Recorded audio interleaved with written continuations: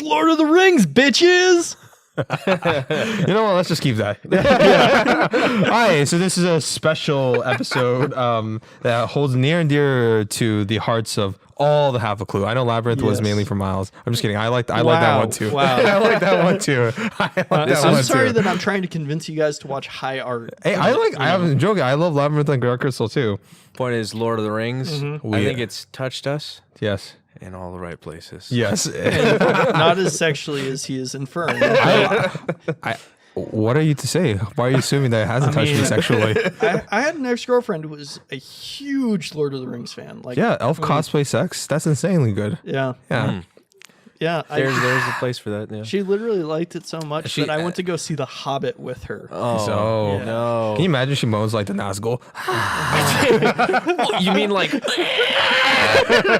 like screeching fell beast? Or when she climaxes, like Galadriel, like, you shall love me in despair. All right, so this Lord of the Rings just turned 20, specifically Fellowship of the Ring. And in honor of this, we are going to do our annual Lord of the Rings review. Hopefully, we actually hold up to this. Hell yeah, dude. I am going to hold us to this for sure. And what's it called? This, a lot of effort and a lot of time was into this. The Fellowship of the Ring came out 20 years ago on December 19, 2001, with much buzz, but also much trepidation from Tolkien fans and film fans, who at this point, the fantasy films haven't been doing too hot. Right? And Peter Jackson, who at this point has directed Bad Taste, Brain Dead, Heavenly Creatures, and The Frighteners. So nothing of this caliber yet. I mean, they were like, oh, the guy who did Exploding Brains movie will do Lord of the Rings. Yeah, let's give him like one of the greatest fantasy sagas of all time. But it's just there was sheer, passion and with his Wingnut films and Weta, with that partnership just taking off and tackling this insane production. Weta being the emerging visual effects company. Yeah, with now and fuck the train guy, by the way. He'll be a recurring character. The train in the background. I swear to you guys, it is only when we're recording that he decides to fucking blare. He knows too. He has a psychocommunication. He wants to be on this podcast. He knows. Yeah, he loves Weta. He's hyping himself for Weta. So ultimately, they did decide to take this and created what many people consider one of the best fantasy film of all time, or fantasy film trilogies of all time, and it broke box office records. It's one of the few fantasy films to get nominated for a fuck ton of Academy Awards, critical acclaim. Ebert loved it, Roper didn't because he sucks, and it has now become a cultural staple for many different generations, and hopefully to come with the Amazon series. So now, better or not, this is Lord of the Rings, The Fellowship of the Ring, both the theatrical and extended edition review. Dun, dun, dun, dun, dun, dun, dun, dun. Okay, Howard Shore's beast, by the way. Howard Shore is a motherfucking genius. He's in negotiations, not confirmed yet, to score the Lord of the Rings TV series. I really hope he does. That would be nice, yeah. Yeah, he's stated in interviews in the past how much he loves the Tolkien verse, whatever. He returned for it for The Hobbit. I know under very different conditions, but he did.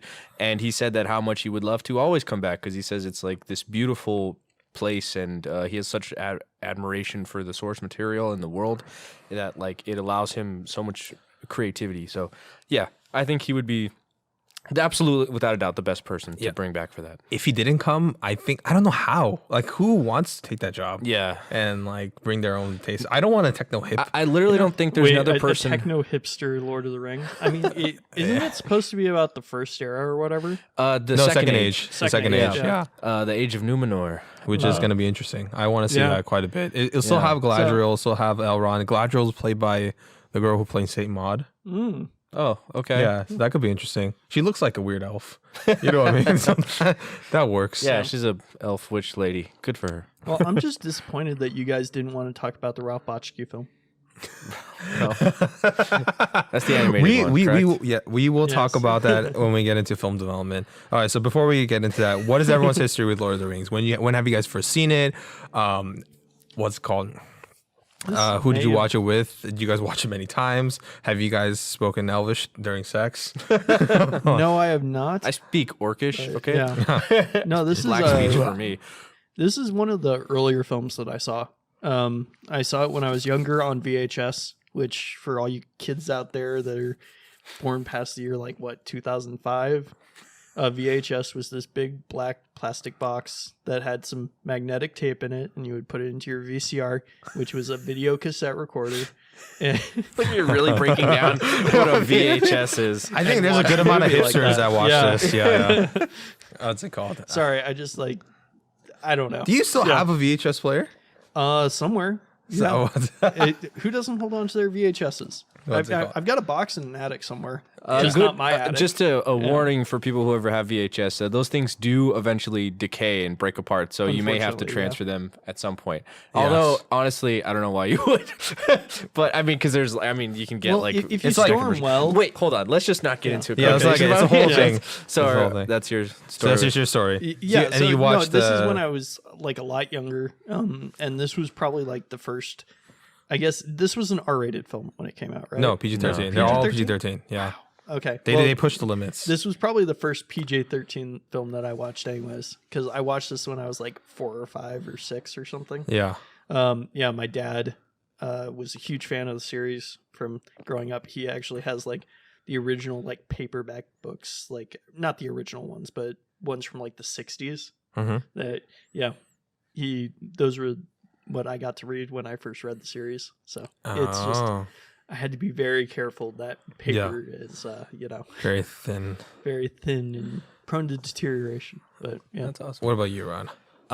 I spoke last week about Spider-Man and how that was the first movie I was ever truly hyped for to go see in the movie theater. I was not hyped to watch Lord of the Rings, but I was definitely interested. I was about 8 years old as well. This is what a hell of a year.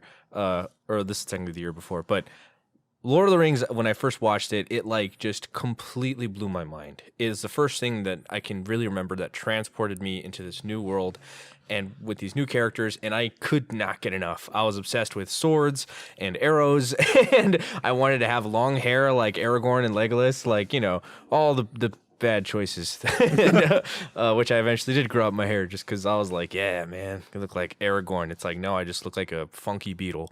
But yeah, I will say I'm rocking that Viggo Mortensen hair right now. yeah, you do. I think I actually You when look- I decided to start growing out my hair, it was because I saw Viggo Mortensen and I was like, I want to look like that. I want to look like a king. I will say you look like someone out the row of harem. I see you on a horse. Oh yeah, But I need to learn how to horseback right now. But yeah, I think in many ways, I think Lord of the Rings did change my life because the amount, the fascination it brought to me when it comes to filmmaking. I saw this stuff and it just felt and looked like magic to me. It was incredible. So eventually we did get the DVDs. I remember the first DVD I ever got was actually the first Spider-Man movie. And then I got Lord of the Rings. And then I got the special effects or special features and I was just absorbing those the first time I ever wanted to watch special features because I was like, how the fuck did they do this? Still I to didn't even this know what day. they were. To this Yeah. day, it's impressive. Yeah, because then eventually you get the box set with the what's it called, the extended editions, which I think any real big fan has. And with those, again, there's hours of footage of just everything that they go into, and I'm sure we're gonna get into that. In Yeah, this. and I mean the new 4K edition that they just released. Man, Yeah, I do. Incredible. Even though I don't like The Hobbit, I do want to get the Lord of the Rings and The Hobbit, the 4K, all of it, because I know it has a lot of extra. Even though I really like The Hobbit, I want to carry. I want to see the behind the scenes train wreck of that. we will get to the Hobbit eventually. problem Oh, not was- now, not with this The episode. problem that I had is I kind of jumped the gun last year and I bought the 4K set Oh, before that they both comboed them combined it. together. I knew they were gonna So do that, it so that's was why I like, just yeah. waited. Yeah. I don't. I couldn't wait. I got a 4K TV and a 4K player, and I was like, okay, first thing I want to watch on this is Lord of the Rings. Patience, Nice. and do not throw Yeah. away your Blu-rays because technically that has the Blu-ray theatrical edition has the best color grade and image correction. What? No, you're wrong. Yeah, it does. No, you're completely 100% wrong. They Dude, totally, there's they video fixed the analysis. they fixed the color grading so much on the 4K. The Blu-rays, they've got a horrible tint on them. No, the Blu-ray extended edition does. The theatrical edition doesn't. It's a straight scan from the original print. Okay, but Yeah, even yeah, I then- agree with the no, but theatrical edition even has a then- green tint, but the original theatrical edition not too bad. But technically, the DVDs. That's why don't ever throw away for Lord of the Rings, especially the previous editions. 'Cause there's always something that's added. That's like a little to it. But Interesting. even then, Peter Jackson said that now with the more modern tools that they have, he was able to do better color grading. It's right? fine, And so but he was the able thing to- with the new one is it has DNR, digital noise reduction, and it has like a little bit of screen tearing and shit. Which it's not he- that that bad. one- No, you're making it sound. it's worse not. than It's it not that is. bad. No, I'm just saying. There's that little thing in it, and then still, that. the best way to Okay. watch it Yeah, is it's just- on the 4Ks. We could go into video analysis Yes. soon. Okay? Yeah, Well, I okay, don't want to okay, get into let's- this. yeah, let's get into that. This is- I shouldn't have mentioned it because I know this I is don't a want to trigger interrupt for because I it. think I'm it's a very relevant passionate about this. discussion. I'm sorry. Yeah. Yeah, I think it's a relevant discussion because Yes. if you are trying to relive the magic of the Lord of the Rings, you might be questioning yourself, which version should I get? And I Both. think we'll be able to talk about that. Yeah, get both so you can see. You can see for yourself. Yes, get both. Yeah, I have both. I That's like the seeing answer. both. Get Yeah. all the kinds you can. What's it called? But I understand you're a fanboy 4K. I get it.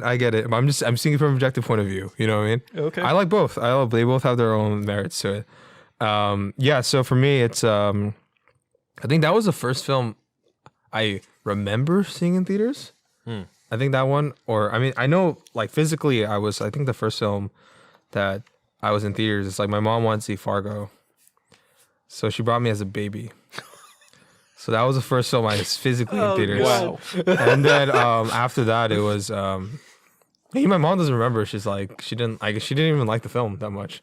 I was You like, know what? It I think my explains why first you're one so was messed Lion up. King. yeah. Like a normal kid. and then after that, I think it was like the year after. It was like my parents brought me again to Titanic, but they didn't want to hire a babysitter. Yeah. So what they did was they just like put like milk in my mouth, so I shut up. Maybe that's why I love James Cameron. But yeah, I remember Got in there early. And then Fargo, it's like, I don't know. I guess that's why I also love Fargo, and I've seen every season of Fargo TV series. It's been indebted in my mind. It also explains why you're mildly insane. Fargo's great. So anyway, Lord of the Rings. With Lord of the Rings, the first one I like remember just being so hyped for and watching, and then that and Spider-Man, and Lord of the Rings with Fellowship of the Ring. I was going like, that's crazy. Why don't we live in a fantasy world too, Dad? And he says, "'Cause we're Asian and we'll die. They're white people," like actual words. And I was like, can we be white, Dad? He's like, no, we can't. Jesus Christ. That's my first experience with Lord of the Rings. Okay. And then I like white faced myself, which is weird. And then did the elven ears, and I was like, yeah. But at the same time, I was watching Spider-Man, so somehow I thought I could be a spider elf. Why do all these like childhood stories of like beautiful movies like in films somehow turn into child abuse? But it was. My parents would have beat the crap out of me if I dressed up as a spider elf. I'll just say this: there's Yeah. been some stuff, Yeah. but it had an enough effect of me that I wanted to be a white elf. And then I've been obsessed with it ever since. And then the Two Towers, I was a little older now, so I was like able to appreciate it more. And I was like, oh my gosh, when Gandalf comes in with the fucking Riders of Rohan, as a kid. And then the Return of the King, The tinglies, man. That's when you get the tinglies. dude. I remember Return of the King. I was sobbing like a little bitch when Frodo is on the back of Sam. Yeah. When the explosion of the. I can't carry you. I can't carry it for you, but I can carry you. And I was like, oh my gosh, I want Sam. And my dad was pissed. But yeah, I just remember it's one of the formative experiences for little Philip watching this thing. And it's holding near and dear a place in my heart. And then we were forced to read the books for like middle school and shit. Sorry, I just want to say like that year, or at least the school year of 2001, between like November and like June or Didn't whatever. Harry Potter come out that year too? Yeah, Harry Potter came out in November. Lord of the Rings came out in December, and then Spider-Man came out in what was it? Which Spider-Man though? The first one, the first one? Sam Raimi Was it came out July, in right? May, May, 3rd, yeah. and it's like, wow, talk about the formative years for millennials. That's like, Oh, I then, feel yeah. like those three like like categories of films have just carried on and refused to Yes. die until this day. But that's pretty wild. Sorry, that's just but a hell of a year though Yeah. for like And for Eber good said he film. liked what's it called Harry Potter, the Philosopher's Stone, more than Lord of the Rings, Fellowship of the Rings. But he has changed his mind since then. Yeah, I good. would Yeah. hope so.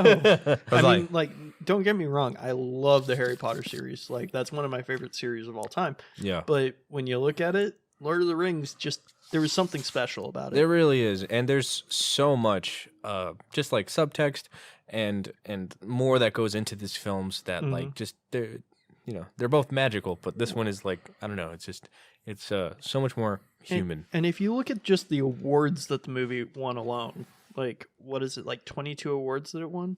Or was it 22 nominations? I think The original, won, it won, but it didn't win Best Picture, it didn't win Best Director or anything. The only one that did is The Return of the King. That was the first that was the first high fantasy film to win, and it also won 11. It ties with like Ben-Hur and West Side Story and stuff like that for most of Titanic too. I think was. Oh no, Titanic. Yeah, it was Titanic, Ben-Hur, West. It's like those were like it has a record, which I don't know if any film will be able to reach that day because you would all the technical shit too. Who knows? This Dune. year, Pig Part is 2. gonna do it all. Was that, you know what, Pig? There's Nicolas Cage has a fair shot to actually get nominated, that's not win. Yeah. Who knows? Maybe he will Okay, win. so let's go back to this. Okay. Nicolas Cage. I mean, he can do anything. Yes, he can true. do Okay. anyone. So back to this. So let's go to brief development history of Lord of the Rings. First, with Lord of the Rings, novels came out, took the world by storm. People already know about that. But one of the most notable pre-Jackson adaptations of the Lord of the Rings series is the Bakshi one that Miles has mentioned to us before. And while that has its flaws, but what is the most important thing that it did, it made Peter Jackson into Tolkien that. Nice. He's never read a Lord of the Rings. He was only a teenager when he watched it. But when watching it, he said he liked it. He didn't love it, but it made him interested in reading the Lord of the Rings novels. And as a result, that's where his obsession with Lord of the Rings kind of started. And ultimately, while he was making his films, he said it was like practice run for making Lord of the Rings and what he could do with Lord of the Rings. Nice. So, the early development is his partner, friend, Walsh. What's it called? This is his lifelong creative partner. They're finishing up The Frighteners, which is an underrated Peter Jackson film with Michael J. Fox. Really weird. Flopped, but it was cool. And he did Brain Dead, Bad Taste, Heavenly Creatures. So it was building up critical hype. And he really wanted to do high fantasy films. And, and he also wanted to help keep his special effects company in business. So he was like, yeah, let's do fucking Lord of the Rings, which, crazy guy, but hey, crazy people run Hollywood. So Incredibly courageous because it had notoriously been like it's the fantasy version of Dune in terms of how many people have tried to like make it come to life and then have it not go anywhere. yeah. Well, even the Beatles couldn't get it. It's a very hard, book series to come to. Yeah. To There's life. so much And scope and scale. especially when you're working with a series. I think that's one of the things that, especially with like Harry Potter, they did run into. Whenever you make a creative change to a movie that you're adapting, that's going to kind of trickle down the line, and it pushes you to have to make more and more changes throughout the line, down the line. Yeah. And I think that was one of the things that Peter Jackson did really well. Yes. Was that he took out things that did not affect the other movies that were coming forward. Which we will talk about in a bit. Yeah. So what's it called? So, ultimately he had to find a distribution partner. So he went to the best person, the most powerful person in Hollywood at the point, which is Harvey Weinstein. He's not really the best, but he was the most powerful producer at that point. Yeah. And and he was going to make it, but Harvey Weinstein's a dick, and was flip-flopping on helping him so much that eventually Jackson was like, what, I'll just, because Universal at this point offered him to make King Kong, the remake, which he ended up making right after Lord of the Rings.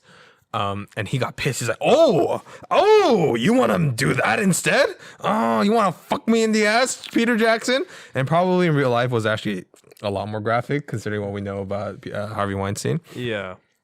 So they had to work things out with Universal, and Universal said, okay, how about this? We'll co-produce Shakespeare in Love, which they ended up winning Best Picture for. And then we'll help co-produce Lord of the Rings. And he was like, oh, okay, that's fine. More money for me, that piece of shit. So they canceled King Kong to work on Lord of the Rings with Miramax. which probably worked out for the best. Yes, because like the effects for this, like King Kong in 1997. Yeah. That would have been fucking weird. So they worked on it. Well, we saw the 70s version, but let's what's it called? They worked on it. They got into story beats and details, and there's a lot of different production elements that did carry on over to when they go to New Line. But one of the craziest things is that they were like, we don't want to do because Harvey and Bob Weinstein, they were impressed with the screenwriting, but they haven't read the books. So they were like, so let me just tell you this up front. The 3 films were shot back to back with 295, basically almost $300 million budget, right? Each? No, combined. Oof. Which is big, but it's actually, when you're considering now, like Spider-Man's like, that's for one film. Okay, Yeah. but at It's the same inflation. time, there's been a significant amount of inflation, and I know, but the returns even on if you movies are significantly higher than they were back then. But it's still like a huge risk. No, it's still a huge risk. And also, to give this money to but 3 I'm just films. saying that it's more of a risk than like oh no, I know, but I'm just saying one of the movies nowadays where they're given that much money. Yeah, I'm just saying that, like, but I'm just saying it's also impressive that they were able to do it for 300. And again, for 300, but for the 3 films that are huge. Each. Yeah, like that's like 100 each counted for inflation. I assume that's going to be like 450, 500. Yeah, which is still a lot. Which is actually, if anything, ironically less than The Hobbit, which is like 700 million. Which is, but it's that's a whole other topic when we get to Hobbit. But it's impressive because the main thing they were really good at budgeting, and he had an indie filmmaker mindset, and so he was able to bring the budget down. But this is why it's weird, because Harvey and Bob Weinstein were like, we only want to do 2 films to adapt all 3 books into like for 2-hour films each, like for $75 million. That's crazy. Oh my god, that's crazy. And they were like, we want Daniel Day-Lewis for Aragorn, which is like, as much as Daniel Day-Lewis could do anything, he's not going to be passionate about the project, and it would just be really weird, right? To be fair, you don't know, right? You don't know. Who knows? Maybe he's a token nut, and then he would have that's actually been really good with it. I mean, I still think Viggo Mortensen was like perfect. Because you need to unknow, because at this point, he's already been famous for My Left Foot and shit. Yeah. Morgan Freeman for Gandalf, which would have been okay. That's interesting. That would have been that bad. What's it called? Strange timeline. I think the only, and then they were just like, apparently they were ignoring his casting wish list, which ended up being the final film, right? Like his casting wish list had Ian Holm for Bilbo Baggins, Kate Blanchett for Galadriel. They're like, that's stupid. Guess what happened? And Weta Digital, his VFX company, which I've used the software before, which I was like, oh shit, I forgot that it's from here. Massive. They developed a new software about crowd simulation, and it created concept designs for the films, and that was cool. They were building it up. They're getting all the pieces together. But one of the weird things is that like he wanted like sex scenes, with like hardcore sex scenes with like Aragorn and Arwen and the glittering pools and stuff like that. Like I said, this is Harvey Weinstein. Like people give him too much credit. He's actually really bad. He just happened to just like power his way up to Hollywood. He just had the money. Yeah. It was literally just all about the money, and people were like, oh, this is the money guy that we got to go to and appease. And that's the toxic thing about it. He doesn't even like Lord of the Rings that much. So it's just like, he's just like, oh, it's too nerdy. He's just wanting to cut it off. That's why he has the Harvey Scissorhands, like a different type of, a moniker with him, like with Snowpiercer. He wanted to cut that to like an hour and like 20-minute film. That like 40 minutes off. He's an idiot. He's fucking crazy. I think that would have worked for Snowpiercer. And it did feel overly long. Okay, you're wrong, but like we're gonna move on because stop being a Weinstein. What's it called? I'm trying to talk about editing, not like your character is leagues above him. But then, and you know what's even crazier is that he suggested to make from 2 films to 1 film. To all 3 novels into what, like basically doing this shit. They could have done it. It just wouldn't have worked. Yeah, but they could have done it. And then Harvey, and then apparently Jackson got like really upset, like he had to cut out all the good shit. So ultimately, what happened is that he was making a 35-minute secretly making a video to sell the project to other people, mainly New Line Cinema. He did that. They were like, oh shit, we want some of that Jackson dick. So what happened? New Line. What's it called, from Robert Shire, the CEO at the time of New Line. He's actually a fan of the books. So he's actually read the books. He's like, okay, you come over here. You come over here, 3 films, $295 million budget. You cast whoever you want. It's like, oh, booyah, and New Zealand. And that's where we got the film now. I mean, obviously there was like, big production issues and stuff like that, which we'll get into later on. But ultimately, that has been the weird, complicated history that Peter Jackson took to make Lord of the Rings. Well, I mean, we didn't even mention what's it called, the guy who directed Excalibur. I think Boone, right? Remember he what's it called? He almost directed his own version of Lord of the Rings. Which guy? Sorry. The guy who directed Excalibur. Oh yes, yeah. Yeah. I mean, was that the one with the Beatles? Where, because I know that was a concept where they wanted like Ringo, like Paul and everyone else to play certain people. I think they wanted John to be Smeagol, which is Can you imagine? kind of hilarious. Can you imagine if that was our first introduction to Lord of the Rings? That'd have been so funny. Well, I do want to mention the sheer amount of like metal music that's inspired by Lord of the Rings. Yeah. And 80s rock and stuff like that. So guys it's like Dio amazing. and stuff, Yeah. they were inspired by, basically just the fantasy world that most people know and associate was birthed from Tolkien, who of course took inspiration from like Norse and like Celtic legends and stuff. But still, he kind of he made this amalgamation world of Middle Earth and kind of just put it there so everyone would have like a straight up reference. Well, and if anything, since Dio was influenced by Lord of the Rings, that mean and JoJo's Bizarre Adventure was influenced by Dio. JoJo's Bizarre Adventure is influenced by Lord of the Rings. I'm just kidding. I don't know. I'm sorry, Miles, for interrupting you for that. Yeah. You gotta get close. Whatever. Okay, so before I was so rudely interrupted by Philip, who's been talking for fucking 20 minutes without letting us have a word edgewise.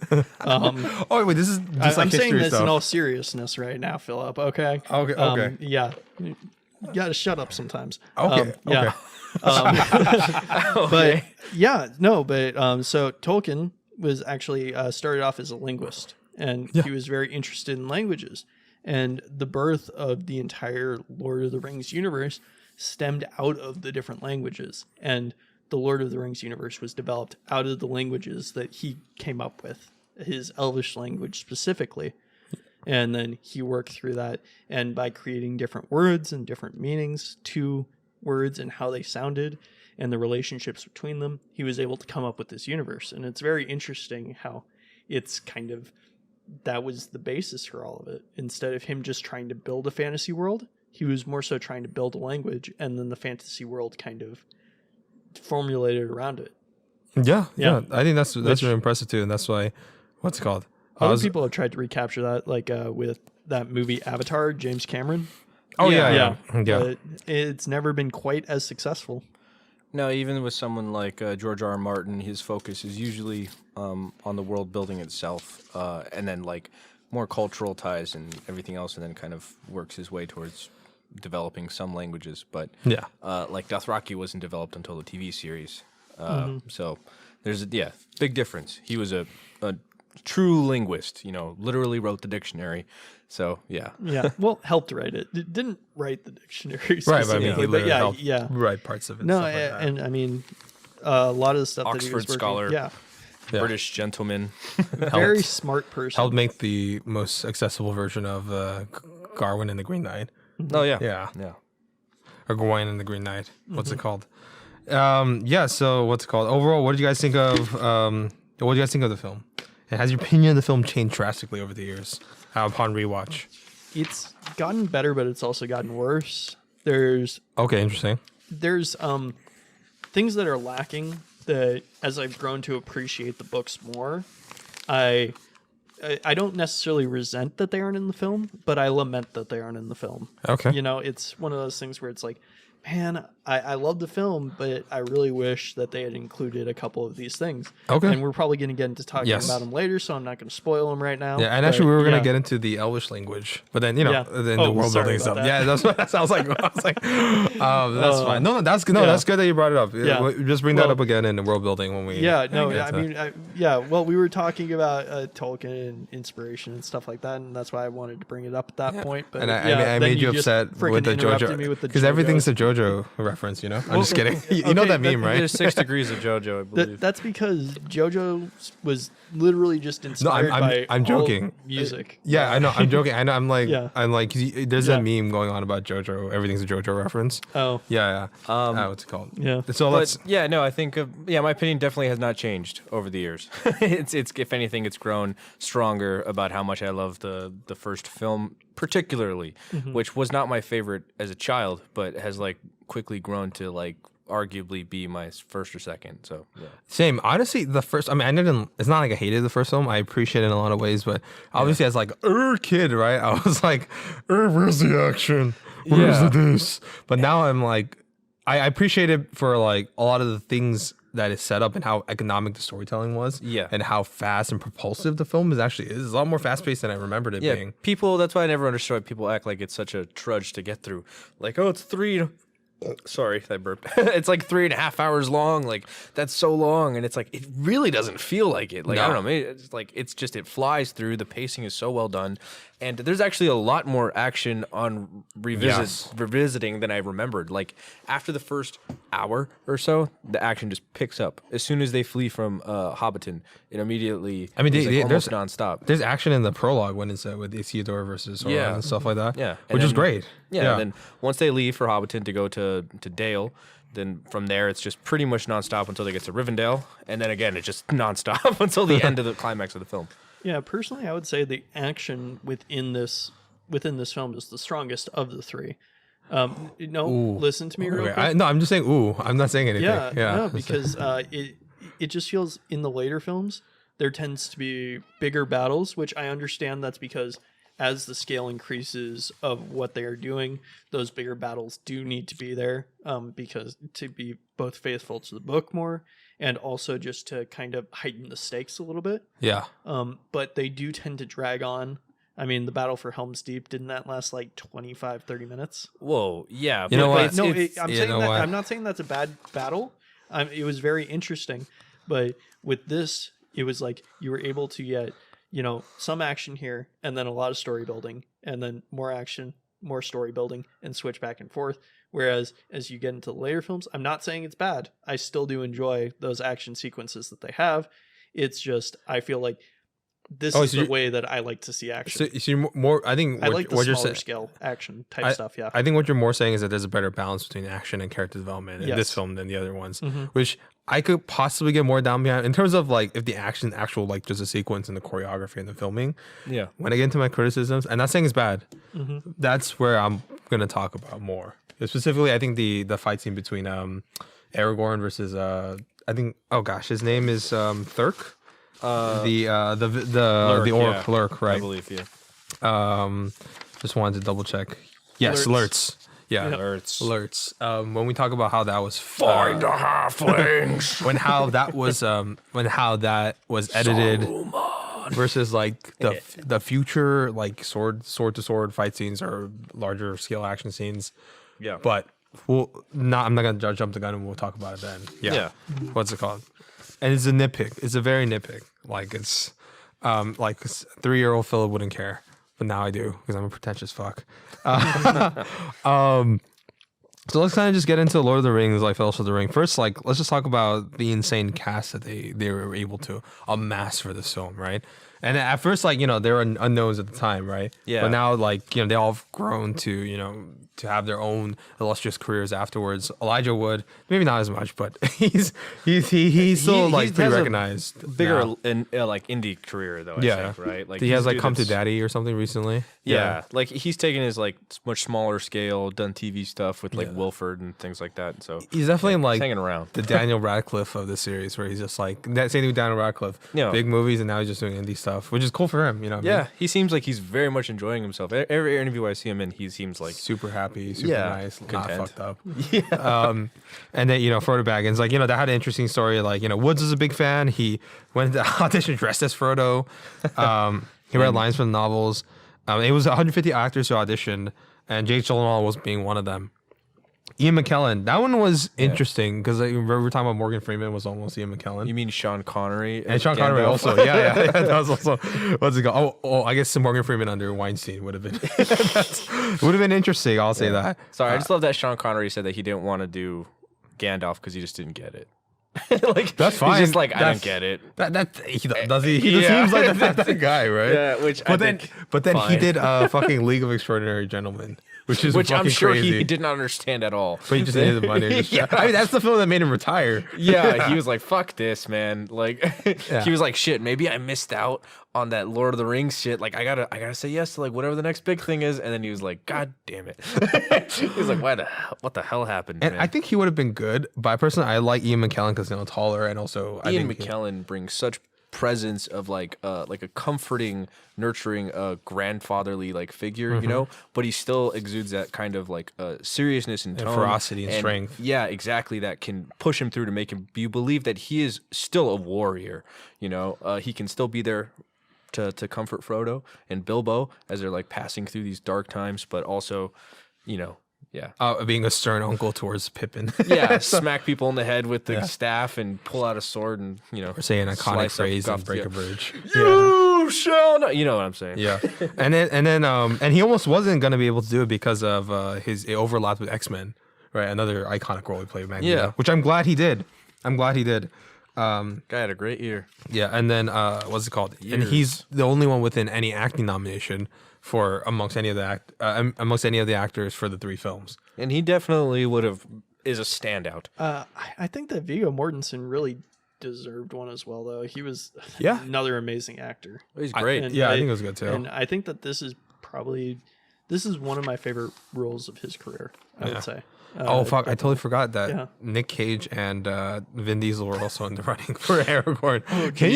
You know what? I would have loved to see I would have loved to see an alternate universe with fucking Viggo Mortensen. I understand that initially they had someone younger come in to play Aragorn, right? And then as they started filming, they changed their mind. They're like, no, we need someone older, someone who's going to bring a little bit more of that like aged kind of presence and stuff. Because Sora Townsend, I think that's the guy.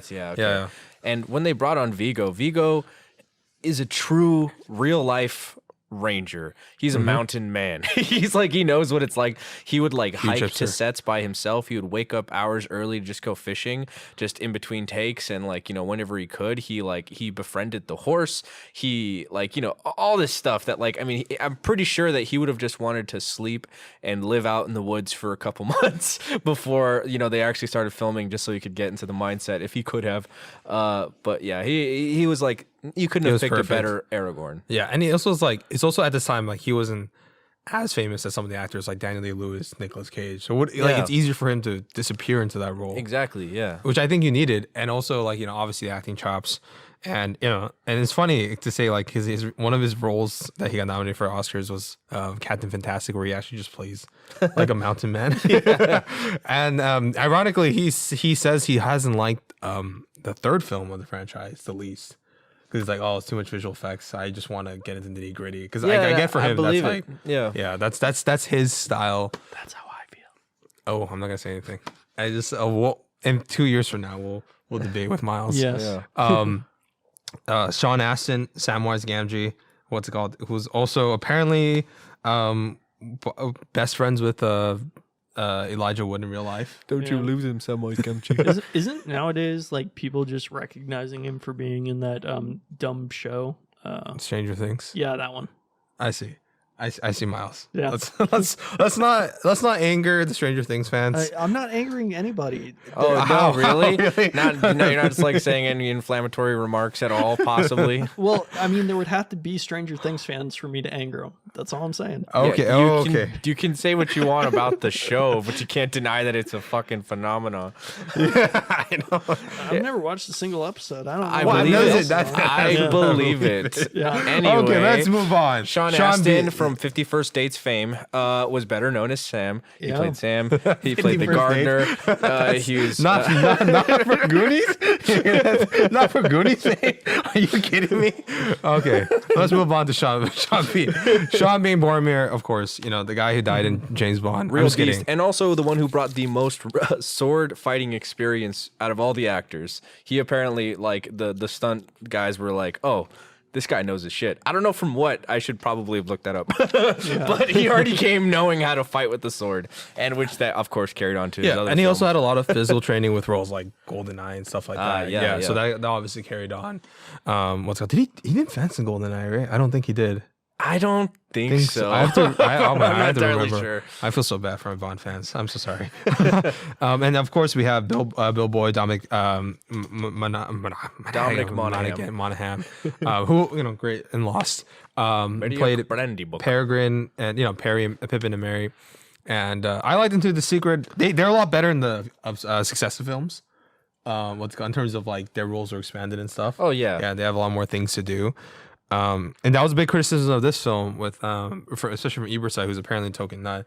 They said like, oh, there's too much violence. There's the hobbits are more in the background, not in the action as much as the other characters. But then the successive films, he was like, oh, okay, I changed my mind. They were setting things up. Like, it makes more sense. yeah. So it's like, I think like, it's like that knee jerk reaction of a fan and stuff like that, which I give Ebert like much props for like at least admitting, Yeah. Well, I mean, if you do look at it, like a lot of the stuff that is missing that we'll talk about later, did have to deal with. Oh yeah, the Hobbit story before. But funny enough, I know one of the things they do add in this film, or at least that they added that was not included in the books, is Frodo's goodbye to Merry and Pippin, who in the books he references to, like, later they're just like, oh, he left, and they kind of just figure out why he did it. But they decided to write in that moment for the hobbits as like Merry, who is like the smarter one of the two, he kind of recognizes in Frodo's eyes the choice that he's made, and as the Uruks are attacking, and he's like, oh, okay, and understands and then communicates that, of course, to Barry, and then they actually fight the Uruks, which they wanted them more involved. So I know they do cut back on a lot of their other like side quests, especially when we get to like the differences and stuff. Yeah, the differences, which we'll get into that later. Well, yeah. And then and I'm sorry guys, we're not going to go into every single casting. This will be a 3-hour podcast. But we're just going into fellowship stuff. Gimli, who obviously, honestly, it's like I remember as a kid I didn't like him that much. What? No, in the Fellowship of the Ring. Okay. And I loved him in Two Towers and Return of the King. But watching against the Fellowship, I'm like, oh, I love him. See, he's one of those characters who's flipped on me, where it's like I appreciate him so much more in the Fellowship, and have come to appreciate him less. Get annoyed by him as he goes on into the trilogy, because he gets Jack Sparrowed, I'll say, a little bit, where they think like, oh, like this funny goofiness that he kind of exhibits in the first film, they expand on it too much, where he just becomes basically the comedy relief character, and it annoys me. I don't know. That's more their building of the relationship between him and Legolas throughout the series. I'm totally fine with their banter for the most part, but later there's like okay, I think we can get into it when we talk about the other films. When we get into it. Yeah, I get what you're going though. In this film, I fucking adore Gimli. And then and obviously Orlando Bloom as Legolas Greenleaf. Yeah. Yes. One thing to mention about Gimli, that's how you do dwarfs right. Like when you get into the Hobbit movie. Oh yeah. Yeah. A lot of the dwarves in the Hobbit movie were done pretty poorly, in my opinion. Yeah, I mean, Gimli was the proto dwarf, I guess, and at least in most people's minds, for a very long time. Yeah, this is how you do it right. Yeah, his performance was absolutely amazing, worked perfectly. Yeah, I agree with that. Yeah. All right, so now we get to Orlando Bloom as Legolas Greenleaf.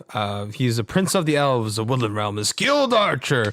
And ironically, Bloom originally auditioned for Faramir, but he got this one instead. I think it was a much better choice. Absolutely. And much better. I mean, he looks like an elf. Yeah. He fits the look. He's got the tallness going for him, too. Yeah. And he was also on a high, too, because it's like this and Pirates of the Caribbean. Yeah. He's like a megastar. That's not good enough.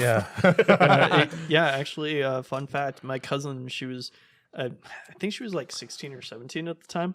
She actually has a Legolas cutout, like full size cutout that was in her bedroom. I used to have a Legolas poster from the Two Towers on my wall until my cousin ripped it when he was jumping on a ball, and it tore off the poster. Gosh. Yeah, tore the poster up, and I was just like, shit. okay, that's fine. He was definitely like a fan favorite for teenagers. Absolutely, Yeah. man. Yeah. Like, He was cool as fuck. I remember when we were kids, we were playing this like arcade or whatever. We got our tokens back. We had the choice between like a cork gun and a little stupid bow and arrow with like suction cup arrows. I chose the bow and arrow because I was like Legolas, and then later I like as everyone else was shooting their cork guns, I was like, oh, I'm stupid. I should. I was like, this bow and arrow kind of sucks. I know. I know. Same. All right. So, what's it called? Yeah, I mean, they absolutely killed it, if anything. And, like, they inhabit the character so well in this one. But in this film, luckily, I think it did focus on, I think, the right characters at the moment. It focused on Frodo and his reluctance to take the ring and eventually making the hard sacrifice to abandon the Fellowship and go on the solo journey with Sam. Yeah, absolutely. What's it called? And that I think that focus is right for the first film. And then in the successive films, there's more focus to Aragorn and the trio there and the other hobbits, which is fine because Frodo. I like Frodo as a character, but he's not like the most complex characters of the entire series. So there's enough there as like an audience surrogate. But also in this film, Gandalf the Grey, the only film with Gandalf the Grey, not including the Hobbits. Spoiler alert. Yes. What's it called? Oh, by the way, if you guys didn't know, there were spoilers in this film. But if you haven't watched the film If you by haven't now, watched this film and you're listening to this podcast, there's something physically wrong with you. wasn't there that one person? I'm not gonna name the person by name, but it's like one of our friends' ex-girlfriend that hasn't watched it. Yeah, she fell asleep or something. Yes. Yeah. And I was like, Oh, wow. man. The only time I've ever fallen asleep watching Lord of the Rings is when I did a Hobbit Lord of the Rings marathon, like just straight. Oh, fuck. Did all 3 Hobbit movies and It's then like all 10 3 Lord hours. of the Rings. No, movies. that's more than that. It's like 10 Well, plus 10. Yeah. Yeah, no, it was a whole day thing with my ex-girlfriend. I fell asleep probably like somewhere 20. in the Two Towers. Oh, well, I mean, hey, look, that ex-girlfriend, at least, she's a token fan. That's That's one a positive trooper. quality. We were It's a real also trooper. building a map of Middle Earth puzzle at the same time. It was Like I'm saying, yeah, that's good. That's Fucking good. nerds. I know. very nerdy. It's like, hey, you can't say it to Miles. Michael says it to us. Miles can't say it. We can't say it to Miles. How dare you? When it comes to Lord of the Rings, I'm a fucking nerd. I've got a fellowship Pez dispenser set. That's why we're missing some hosts because we out nerded the other hosts. What's it called? So I did like the fact that they focus on the right character, Frodo and Gandalf, being the two central pieces of this, and then with enough stuff there to plant seeds for the future films like Two Towers and stuff like that. Like Aragorn's reluctance to take up his claim as Isildur's heir, or what's it called? I mean, Legolas and Gimli, not as much, but there's like the tension between the elves and stuff, like the elves and dwarves, and that gets later resolved satisfyingly in their relationship. Or Pippin and Merry, not as much. That's more for the later films. And Sam They also don't have not that as much much. to do in the first one. No. It's again, they're just not as plot centric Yeah. as they are into the Yes, the latter other ones. ones. in the books there. Yeah, in the I would books say. they are, but I think Yeah. because you just have to, make It's the just first the one film. as accessible as Yeah. possible. Yeah. and they did. Obviously, we're here right now, 20 years later, talking about this film, and the film at the time made like almost $900 million. So they did a fantastic, Oh my God. fantastic job. What's it called? They were the OG Marvel. I'm just whatever. Yeah. So what do you guys think about the character development? Do you guys think that it was the right thing to focus on Frodo and Gandalf in And this Sam. film? What's it called? Sam doesn't get as much to do in this film. He doesn't get his character doesn't develop as much. Yeah, he's there in the beginning and he's there at the end. Through most of the middle, he's kind of just along for the ride. Yeah. Yeah, but No, I'm talking he's about also actual a developing. strong- I'm talking I about don't like know. I always development. felt like they developed Sam very well throughout the film. So But I think yeah. all the way to like the third, like the other two films really expand on Sam. Yeah. I think just in the first one, they have him there. He's like, "You here to take care of Frodo?" He's like, "Okay, I'll do that." And at the end, he's like, "I'm taking care of you, Frodo." Yeah, so there's it's not like, much change, Yeah, right? it's Yeah. like he's kind of just the same guy. Which is By fine, the because end, you he's have like, to. yeah. Yeah. I mean, you could say he still definitely has that path, and he never diverts from it, which is just beautiful. I love Ebert's criticism of Roper, who's like, there's just not, I don't understand. It ends so unsatisfying. There's no development for Sam or anything like that. You know what Ebert said? Because it's a trilogy. We have 2 more films. Yeah. It's going to get resolved. Exactly. See, funny enough, I know that one of the changes is that they added Frodo's departure and Sam, like, fleeing after him and everything, because that's at the beginning of the Two Towers, but not at the end, or at the end of.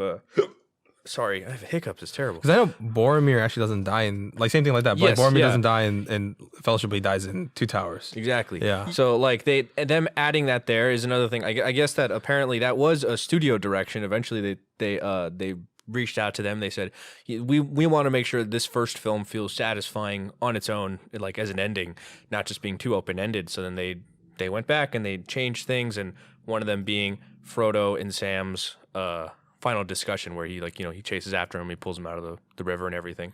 And that adding of the line, don't you leave him, Samwise Gamgee, that was added like pretty much, that was like a reshoot, which is beautiful. Because It's one of the best times as a reshoot. Reshoots aren't always bad, people. Yeah. Yeah. Yeah, and like apparently they said like according to the writers, that was one of those happy accidents. They said the best scenes write themselves, and then as they were figuring out what to do, they were like, oh, why not just bring that great line back, that from the beginning that holds so much weight and really is what carries both characters through to the end. Yeah. Well, you seem like you have something to say. Oh, no, I agree with what Ron's saying there, but yeah. No, kudos to Sam for being the dark horse in this movie, I think we have a friend, Ricardo, saying that he's like, oh, Frodo's such a pussy ass bitch. if Sam had the ring, he would have ruled all the kingdoms and went into the Star Wars universe and ruled the Star Wars universe. I used to agree. I was like, man, especially again as a kid, I was like, Frodo annoyed the crap out of me because he was always just like, like he's tripping on the floor, he gets stabbed, he's like, like he's always like in danger, and everyone else has to like fucking save him all the time. But like on re-review and like after like understanding more, I guess, about like really what the ring does to a person. Yes. It's incredible. Like it's really awe-inspiring, the fact that Frodo is able to resist the evil as long as he does. Exactly. And is able to carry it all the way, to the fire. And that's for the next films. But like just in this film, having the state of mind to not like let the ring fall into Boromir or like anyone else, and being able to leave to go out on his own, like his mental fortitude is insane. Yeah, and moral like, fortitude too. Yeah. So yes. if you get deep into like the lore and stuff of Lord of the Rings, and you look at where Hobbit's origins are versus where dwarves and elves kind of came about, you start to see why hobbits have something innately special about them that allows them to kind of resist that evil corrupted magic. It's called weed. I mean, a little bit of that. They do smoke a shit ton of weed. Yeah, especially Merry and Pip. Yeah, they do. No, because hence why they're Tolkien's favorite characters. Yeah. They're more of Middle Earth than elves or dwarves or men, and they were kind of something that came out of the song. They weren't, made into the song, I guess you could say. Yeah. No one knows exactly where the hobbits come from. Silmarillion and stuff like that. Yeah. And much like another character, which I won't talk about for a couple minutes, I guess. Yeah. It's more mythical in like the way the hobbits are and stuff like that. Man, you're really killing me with this changes stuff because I got so much stuff I want to talk don't worry, about. we're going to get into that. Yeah. We're going to get into it. But just out of curiosity, if you guys think, let's just say hypothetically, there was someone the Middle Earth was real, and someone had a time machine. Instead of Frodo having the ring, what if it was Bilbo? Do you think Bilbo would have been able to do it? And do you think he would have been able to do it better? No, I don't think so. I think he would have. Because there's this ongoing Reddit argument about that. Yeah, it's very different because Bilbo was able to hold on to the ring for I think close to like 80 something 90 years. I forget he was exactly actually able to give it up. Span. Yeah, and he did give it up again, which is huge. That is pretty monumental. Then that gets into all the stuff about the necromancer and the Lich King and stuff like that. Yeah, and how when was it the necromancer who got set free or the Lich King who got set free? Well, they're both the same character. Yeah, whatever. Yeah, so when they got set free back during the Hobbit story, that kind of started to. Or sorry, wait, take it back. The necromancer was Sauron, and the Witch King was out and about doing his own thing. But okay, it's complicated, but I haven't read The Hobbit in a long time. Sorry, and this wasn't really in the movies, so it's hard to talk about it. But Gandalf kind of accidentally freed Sauron. Yeah, and that kind of allowed him to regain some power. And as he was coming back to power, he finally got to enough power to retake his form as the Eye, they said that the fires are alight in Mordor again. Yeah. And that's why the ring actually has that power to corrupt again. Because as Sauron regains his strength, then it makes it so that the ring grows stronger and the corrupting power grows stronger. Well, that's interesting because like you see a character like Smeagol, right? When he first discovers the rings with Deagle, he immediately murders his brother, like his cousin. Sorry, he the power of corruption was definitely still there, and they were like Hobbit-like. So it's like they are corruptible for sure. Like so, ultimately Frodo is corrupted, but like anybody would have been at that point. But like the fact that was even before that was like the power necromancer. of lust. Like they lusted for the ring, and especially because he couldn't give up the ring. He had it, and he was like, "No, this is my ring." And I think the act of him killing is actually what broke him. He kind of got broken by being like, "No, this is my ring. I want this." And then he did kill his brother or his cousin.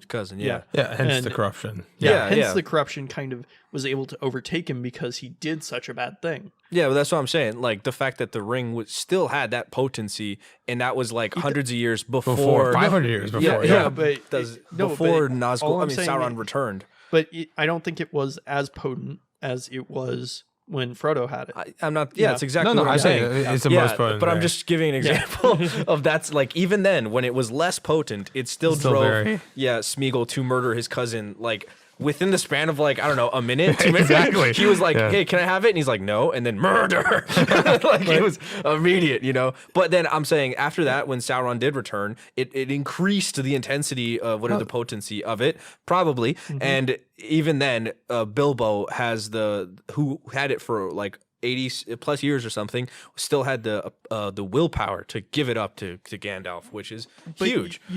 You saw his face kind of. Oh yeah, I know it because it corrupted the shit out of him. 80 years, right? Yeah. So that's what I'm saying. Like there's a big thing of Reddit though. That's the whole reason why. Like he had it for a longer period of time. Yeah. Unlike Frodo, like he actually gave it up because Frodo technically doesn't. They return to the king. Yes, but also Tolkien specifically said in one of his letters that literally nobody would have been able to give up the ring. Yeah. He says it's literally impossible for anybody else to actually give up the ring other than Sauron, which he probably wouldn't anyway, because it's just that's how powerful it is. Like literally, Gandalf and Galadriel, these like practically angel godlike beings don't even want to touch it because that's like how corruptible it is. So like it just is a huge testament that as Frodo is carrying the ring, it's both physically and mentally like weighing him down, like berating and bleeding him, just fucking him up, and he still has the power to march all the way to like the last step. So it's like it also doesn't help that Gandalf, Galadriel, and Elrond all already have a ring. Yeah, but not like the Ring of Power. But if you want to think one of the rings of power, the Shadow of Mordor, if that's canon, isn't it? It's not. It's not. But that Shadow of War is, and that means you see what they did to Smeagol. But whatever. The Power Ring was never created by Sauron. It was created by video games. I'm just kidding. Have you guys played those games by any chance? Just I don't know, but I've seen like the cutscenes. I've seen some of the good games. They're good games. They're good games. Yeah, they look pretty awesome. Yeah. I mean, a little bit lore breaking. Thank you, Ricardo. I know you got me. Shadow of Mordor. I will play it. I swear. I would say they are kind of lore breaking, but especially with the eye, they're the more eye so is lore bending than lore breaking. I would say. Yeah, but you know what? Like in the games, the eye is I forgot the one of the elf that helped create the Ring of Power and Sauron battling constantly for power. Right, and then like you remember the ending for Shadow of War? No, I never got to the ending of that game. What? Yeah. Oh fuck! I feel bad because I thought you guys. It's okay. I don't really care that much. Yeah, and that's the eye of them battling. I'll show you guys in a bit. Anyway, back to this. So I thought that was just interesting thing to bring up. But Frodo's a beast. I actually do think. I don't know. Maybe, probably not. I think Bilbo has a decent shot of getting up to there. I think Bilbo could probably get as close as Frodo could. Yeah, but again, it's ultimately really Gollum who saved the day. Yeah. Really. Honestly, without Gollum, the power of evil. Exactly. So, and then what do you guys think about the world building? Right? Do you guys think how incredible? Like, I think one thing about this film does really well. Like in the books, it's very easy to do world building because there's no page limit, right? You can write as much as obviously your editors might be like, oh, it's a little too long, but really compared to a film, the restrictions, because like the costs to make an extra page in a book is like a cent. The cost to make an extra 1 minute in $100 million film is hundreds of thousands to millions of dollars. I wonder as they're writing through, and the poor VFX people, when they're like, okay, there's gonna be a 500-foot statue, and they're just like, okay. How are we And then gonna right do after this? that, we're gonna go up into these like mountains that are riddled with ancient ruins. Okay. Okay. Oh, what's this thing called? A Balrog? This thing of constant steam and wait, And how's fire how's and a shadow that's going to be over this giant chasm over creature. a skinny bridge over this, there's no physical reference for. Okay. Yeah, it's like how's our effects program for fog and fire simulation? Oh, it's outdated.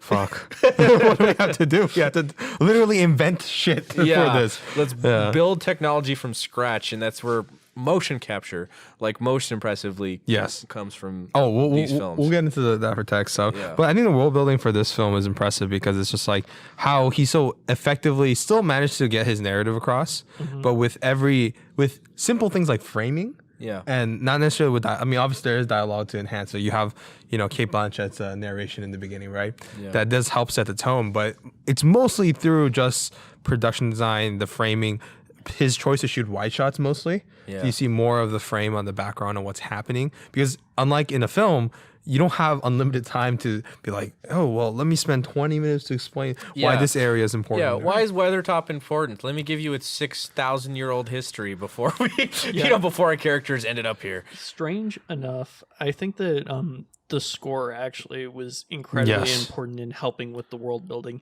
I agree with that. Because I don't know of any points in the film where I don't think, yes, this song is like exactly what this place kind of signifies here. I think And- Lothlorien, I hear yeah. the theme. Exactly. Well, like even like Hobbiton and The songs for the Shire and stuff Yeah. like that. Yes. Or even like the Mines of Moria, like the songs going there. Sorry, that's No, Isengard. that's Isengard when they're building up the orcs and stuff like that. You tricked me, you bitch. Yeah, I know. Sorry, no. And With they're able to Moria, actually there's say like things deep throat with sound. singing. Yeah. And like whenever they're in a more elvish place, it's a very kind of high angelic type Yeah. thing. And when again- you get dwarves and you're underground, it's more gruff and tumble. It's great. It Yeah. works perfectly. And of course, the person who wrote the score, who I'm trying to fucking figure out right now, is his name. Sorry, Howard Shore. He specifically wanted to make sure that all of the different cultures and everything sounded distinct and different. Like the elves of Rivendell sound very distinct from the elves of Lothlorien, and use of like exotic instruments and stuff to give them this like ethereal sound and feel. And it's great. It's attention to detail. And I think Nerdwriter did this pretty cool video essay on like the Howard Shore music and how that actually Howard Shore's music is used as transition from place to place. Oh, yeah. Is that like when they're leaving the Shire, you hear the little bits of the Shire and then transition to da da da da da da da da, their quest song, and then that's like the last time you hear the Shire stuff. Yeah. And then it'll build into just the small beginnings of the Fellowship theme. And each instrument, as it builds in complexity and intensity throughout until we get that big moment post Council of Elrond where all the Fellowship is together and you hear dun, dun, dun, dun, dun, and it's like you hear all the instruments playing in unison and it's like this big thing, and it's the only time you really hear it because, spoiler alert, after that they start kind of dropping like flies. So. Yes, yeah. It breaks at the end. Yeah. So yeah, it's like a mixture of Howard Shore / Peter Jackson's attention to detail with his production designer and effects team, and his cinematographer Andrew Lesney, who I think he tragically passed away actually recently. Oh, I think his last thing that he made was the Hobbit trilogy. Yeah, and I think Russell Crowe directed the movie. Terrible. Yeah. Oh, and we've got to mention James Howe. And Alan Lee, who were yes. Tolkien artists, and who Jackson specifically went to recruit to bring onto this because, I mean, really the way that they brought Tolkien to life in artworks and stuff is what he wanted to see, For the and concept it's artists. like brilliant because it what leads to the production design. So it's how it's so impactful and detailed and rich.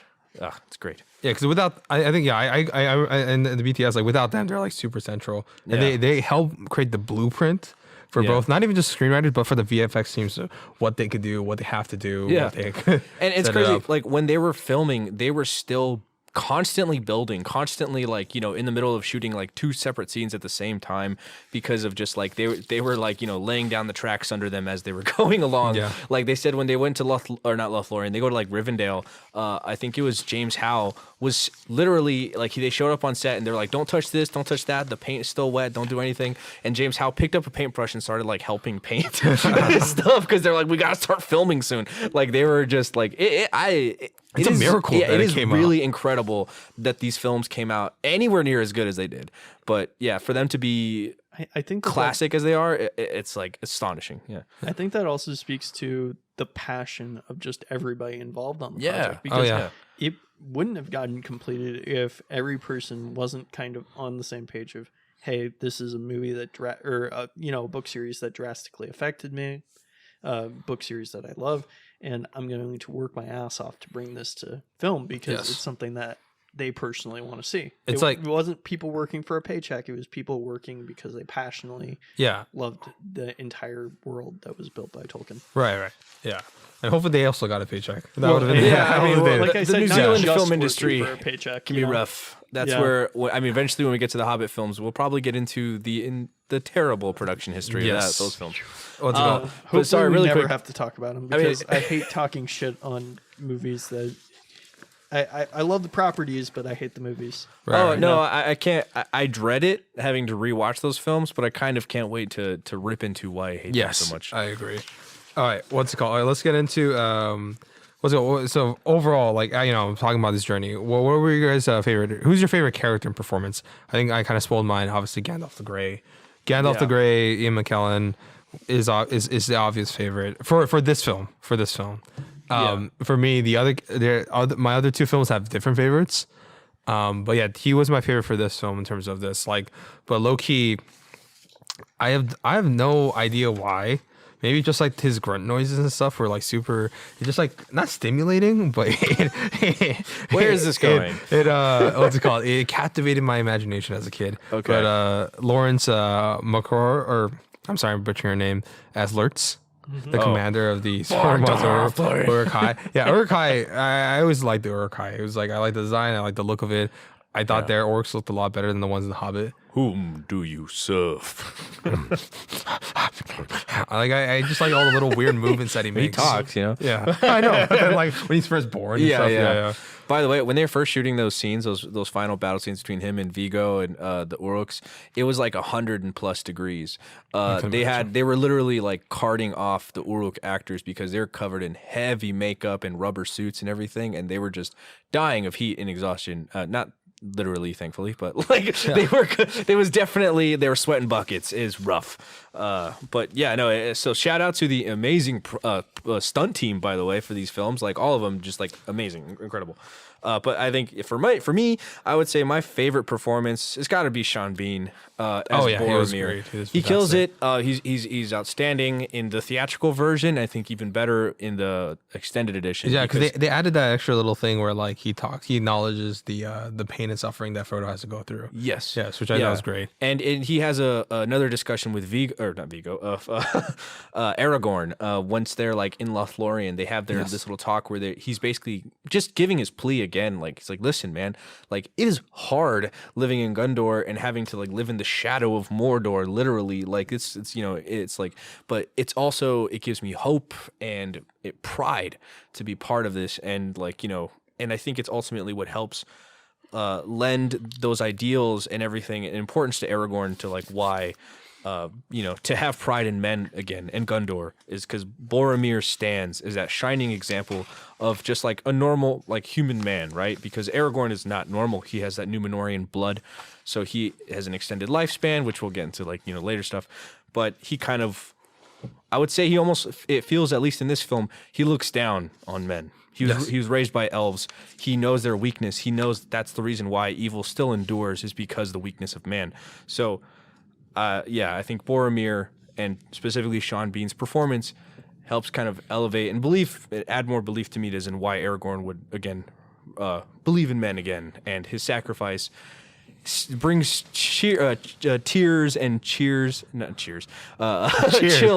down my spine every time I watch it. It's one of the best heartbreaking. redemption arcs in a high fantasy film ever. I Yes, think. absolutely. And it's done so quickly too, in a weird way where like a lot of other films will be rushed, but in this film I think it's effective, right? Yeah. yeah. Because they also set up the effect the ring has, and they show how at the same time while he is very virtuous and moralistic, and has good sense, and he has a very understandable goal of like protecting homeland, which is very relatable to anybody who wants to protect their own love and family. Absolutely. But at the same time, like you see him fallible to the effects of the corruption of the ring.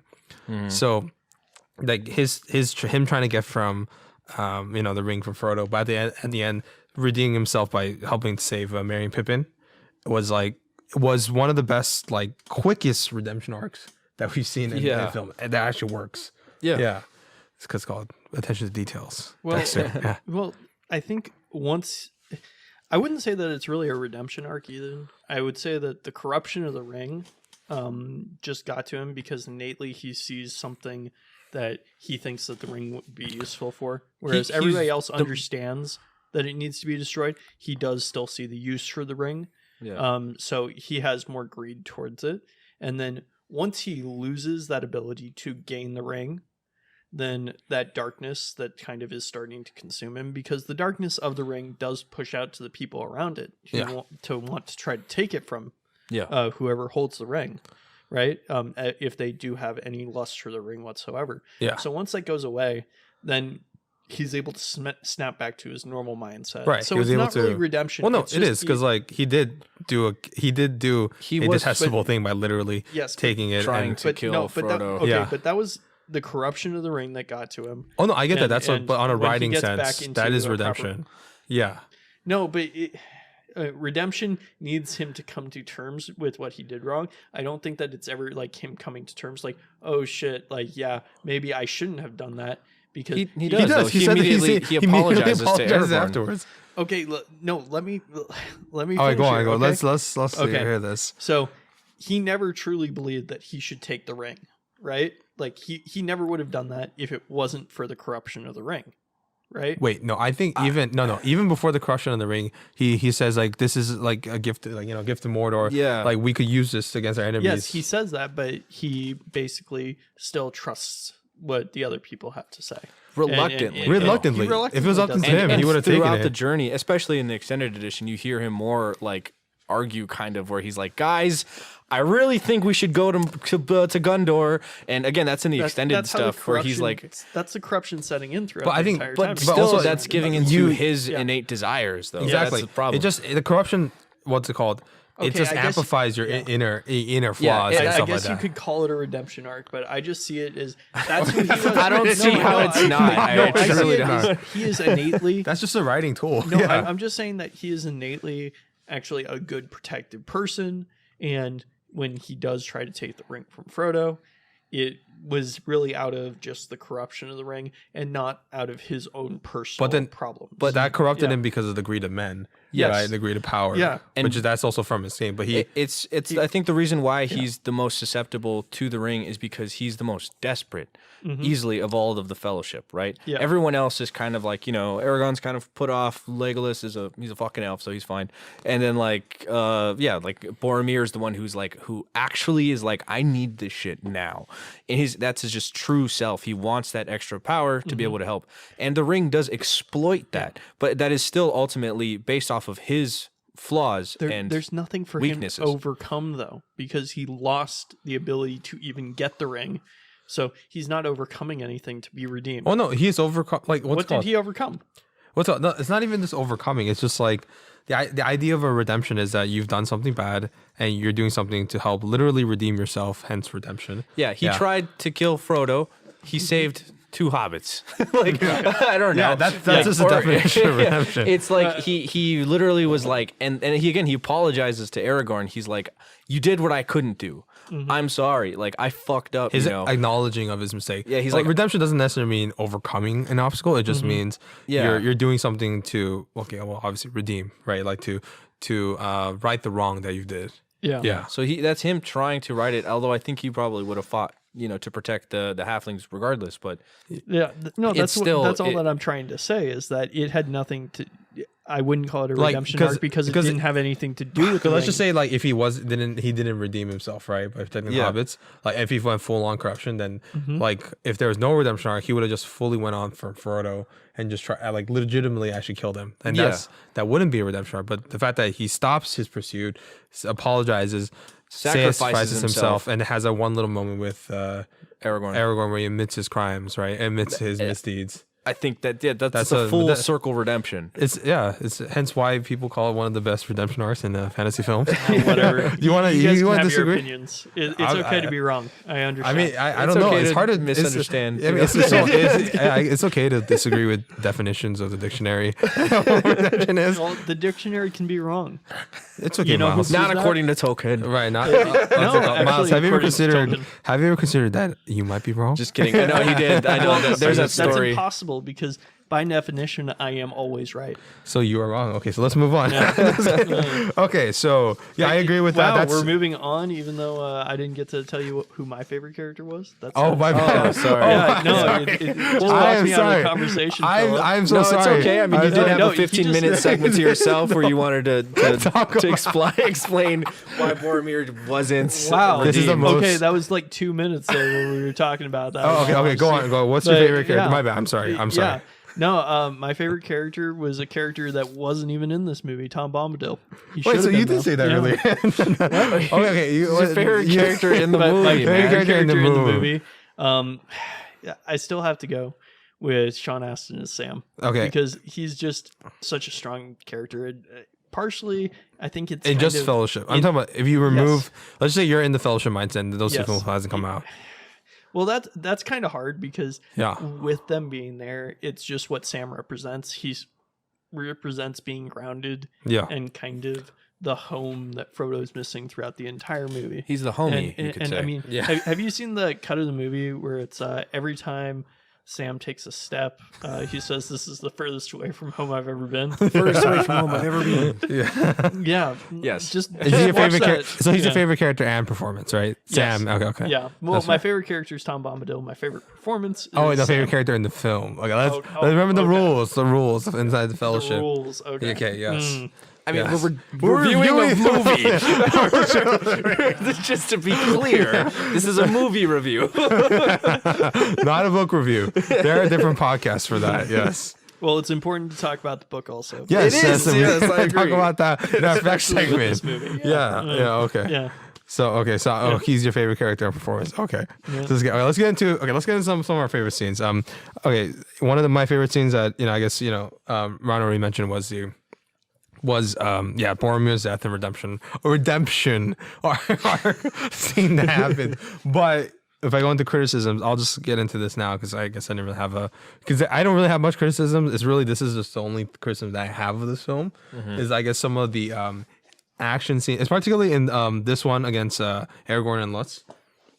The way it was filmed, right? I think it was, and this is dispelled in the future films, but it's let's just say it's a little. I think choppy is too harsh to say, but you can tell it's not necessarily as refined as some of the sword choreography in the future films. Interesting. And I also think, even though in the future films, I don't think it's like the best. Like I think, there's like for me the best are like Duelists, or even I think Rob Roy, which is not realistic at all. But No, that one is, I think, is that realistic? Is it Yeah, realistic? Rob Roy, Never at mind. least the Rob Roy. final Oh wait, no, fight it between is the Liam Neeson and never mind. That one's realistic, but I think, like I said, maybe a little too much like editing per hit or cut. It's funny you should say that because actually that fight between Lutz and Aragorn was actually not directed by Peter Jackson. That was the second unit director was Right. directing that entire Oh sequence. yes, yeah. Yeah, so like Peter's hands were clean there. Like, he didn't touch that one. I mean, I'm sure he was there for editing. Like he was there for like every He's probably second like, pretty oh much. shit. Yeah, but like there's also that infamous scene, of course, where like the Lutz or the actor, the stunt actor accidentally threw the real blade at Viggo Mortensen's head that Viggo had to then swipe away with his sword. Yes, I saw which that. was not supposed to happen. He was supposed to be like, all right, but he actually did. He was which like is dope. really good. That was my favorite shot of the sequence. But I just thought that scene was, for how excellent all the other shots were. Yeah, it felt like a step below. No, sure. Yeah, and you know, in anything like, you know, I imagine just like a little cleaner choreography, or a little cleaner, or maybe the choreo was just marred by the shooting style that they chose to shoot. Yeah, that's like probably one of my own few criticisms of that scene. I like the overall what that scene meant, but the way they shot it was a little. What about you? I guess if there's favorite scenes, and if you had a criticism of the film, whether it's technical or anything like that. Favorite scenes is so hard to say. Yeah, scenes. To narrow it that's down. like plural. Scenes. Yes. Okay, so like, I mean, pretty much everything goes on in Moria. Yes. When they like, from the moment they enter, which like during that weird night creature attacks them, and then as they go into they discover that all the dwarves are dead as they're sneaking around. Of course, the fool of a took moment, and the rise and the attack from the Balrog. They have a cave troll. Oh, cave troll. Yeah, cave troll. Apparently, And then the Balrog. did you hear Peter Jackson's backstory of the cave troll? No. There's actually like somebody's kid, and he was just like, and then he was just like taken by these orcs, and he's actually just waiting for his mom. Oh, they say he modeled his face after. No. And then the mom is just now like hopelessly waiting for his kid, who's now been killed by these asshole fellowship. Apparently, that's the actual backstory he made. And this kid doesn't know what's going on. That's why he's just smacking everything. See, that's the thing that I do like about that scene in particular. It is like a big action piece, set piece, or whatever. It adds to the intensity of the film and everything, and of course the momentum of the plot. But like that little moment where the troll is killed by like the Fellowship, it's like it's tragic, you know. It's sad. It's like you notice in those few moments that this is kind of just like a mindless creature that was just forced to fight or whatever, and it's like it's sad, like 'cause you hear it groan, like it just adds that layer of like depth and a little more complexity to this character that, like, you know, it's a giant stupid troll, like no one would usually care, like hello Harry Potter, they do, like, you know, the troll's just like a giant dummy, and this one it's like no, it is a dummy, but it has a heart, like almost, and it's like kind of sad. But now no, that you know, the backstory is even more tragic. Yeah, it is. It is even more tragic. What about you, Miles? Hearing about that backstory, does it make you even more sad for the cave troll? No, not at all. I mean, honestly, it was all in self-defense. They were just defending themselves. Yeah, no, it is. Are you sad They can about still what be happened tragic, though, yeah. tragic for what happened for the character? I'm not saying. I'm not talking about justification. I'm just talking about, do you now feel the scene is more tragic? Miles, I always love I ask him a question and he misreads the point. It's like him battling against a dictionary. So I want you to go back in time and I want to record you. But anyway, if I want to say like other favorite moments besides everything that happens in Moria, I think of course like I said before, the final scene, the redemption of Boromir and stuff, beautiful. Yeah, it's great. Yeah, I'm not mentioning the Balrog too much right now because I want to get into the technical stuff. Oh yeah, yeah. And honestly, a lot of things I'm saving is for the technical thing. Yes. Obviously, Yushnaal Pass, the Moria stuff, just the set design. Even honestly, okay, not gonna lie, the mountain stuff was cool too. Whenever it was Sauron and Sauron casting the blizzard and everything, it wasn't my favorite, but I enjoyed it. Yeah, a small complaint that I always had as a kid. The one scene that I felt a little unfulfilled was as they enter the city of Moria or whatever, and they see the giant columns, and they are awe-inspiring and beautiful. Yeah. But I feel like that's where Peter Jackson definitely he got more into when he did the Hobbit films, which of course is more, it's dwarf centered. So you can see more of the dwarf cities and how they actually carve and everything. And I understand there's also restrictions just at the time. Like again, the scale and all the shit that they were doing at the time is really rough. But it just kind of looks kind of plain. Yeah. Oh yeah. It's just a series of columns, a massive cavern of columns, which is again really cool. But if it's this dwarvish city and this big thing, there should be more ruins, perhaps maybe a little bit more remnants of a civilization that was here other than just columns, like of just blank stuff. But again, I understand why. It's probably but, the VFX team. We're like, oh my gosh. Yeah, they're probably like, fuck you, we're making a Balrog, so the city's gonna look plain. Okay, you can go fuck off, Peter. Like, this is what you're gonna get. Wait till the Hobbit comes out. I know. I bet you like James Howe and Alan Lee like drew up these insane concepts, and then they're just like, no. Like, sorry, you tapped out. We tapped out at Lothlorien. We have to make those insane tree cities, which again, beautiful, incredible. Yeah, Rivendell, like, you know, Minas Tirith. It just goes on. Like, so then they're just like, you're getting columns, buddy. What about you, Maz? Yeah, so my favorite scene actually happens kind of early in the movie. It's where they're in the bar at the Prancing Pony. Oh, and just the scene where they're getting beer, especially the line where I can't remember if it's Mary or Pip who says, "They come in pints." I do. You know, honestly, not gonna lie. I mean, all the stuff in the Shire too. People think it's boring, but I think it's so necessary. Absolutely. Rewatching it again, I love how like it's like a few moments of a flight of fancy we get before we get into you know the gist of the story and stuff like that. And it's like it's that levity that I think we need before things go on. Absolutely. I mean, talk about world building. You understand this like small cottage, little village style home where they come from and why it's so kind of serene and untouched by and uncorrupted from the outside world. And then you see how fucked up and dark the outside world can get, and it just keeps descending darker and darker that you just need that home, that space. And then eventually when we get to Return of the King, we can talk about the scouring of the Shire and everything. Which wasn't in the movie. Yes. But I think honestly, it should have been. We'll get it. I understand why. Yeah. I probably also for the health of the VFX. It destroyed the hero's journey. It destroyed the hero's journey.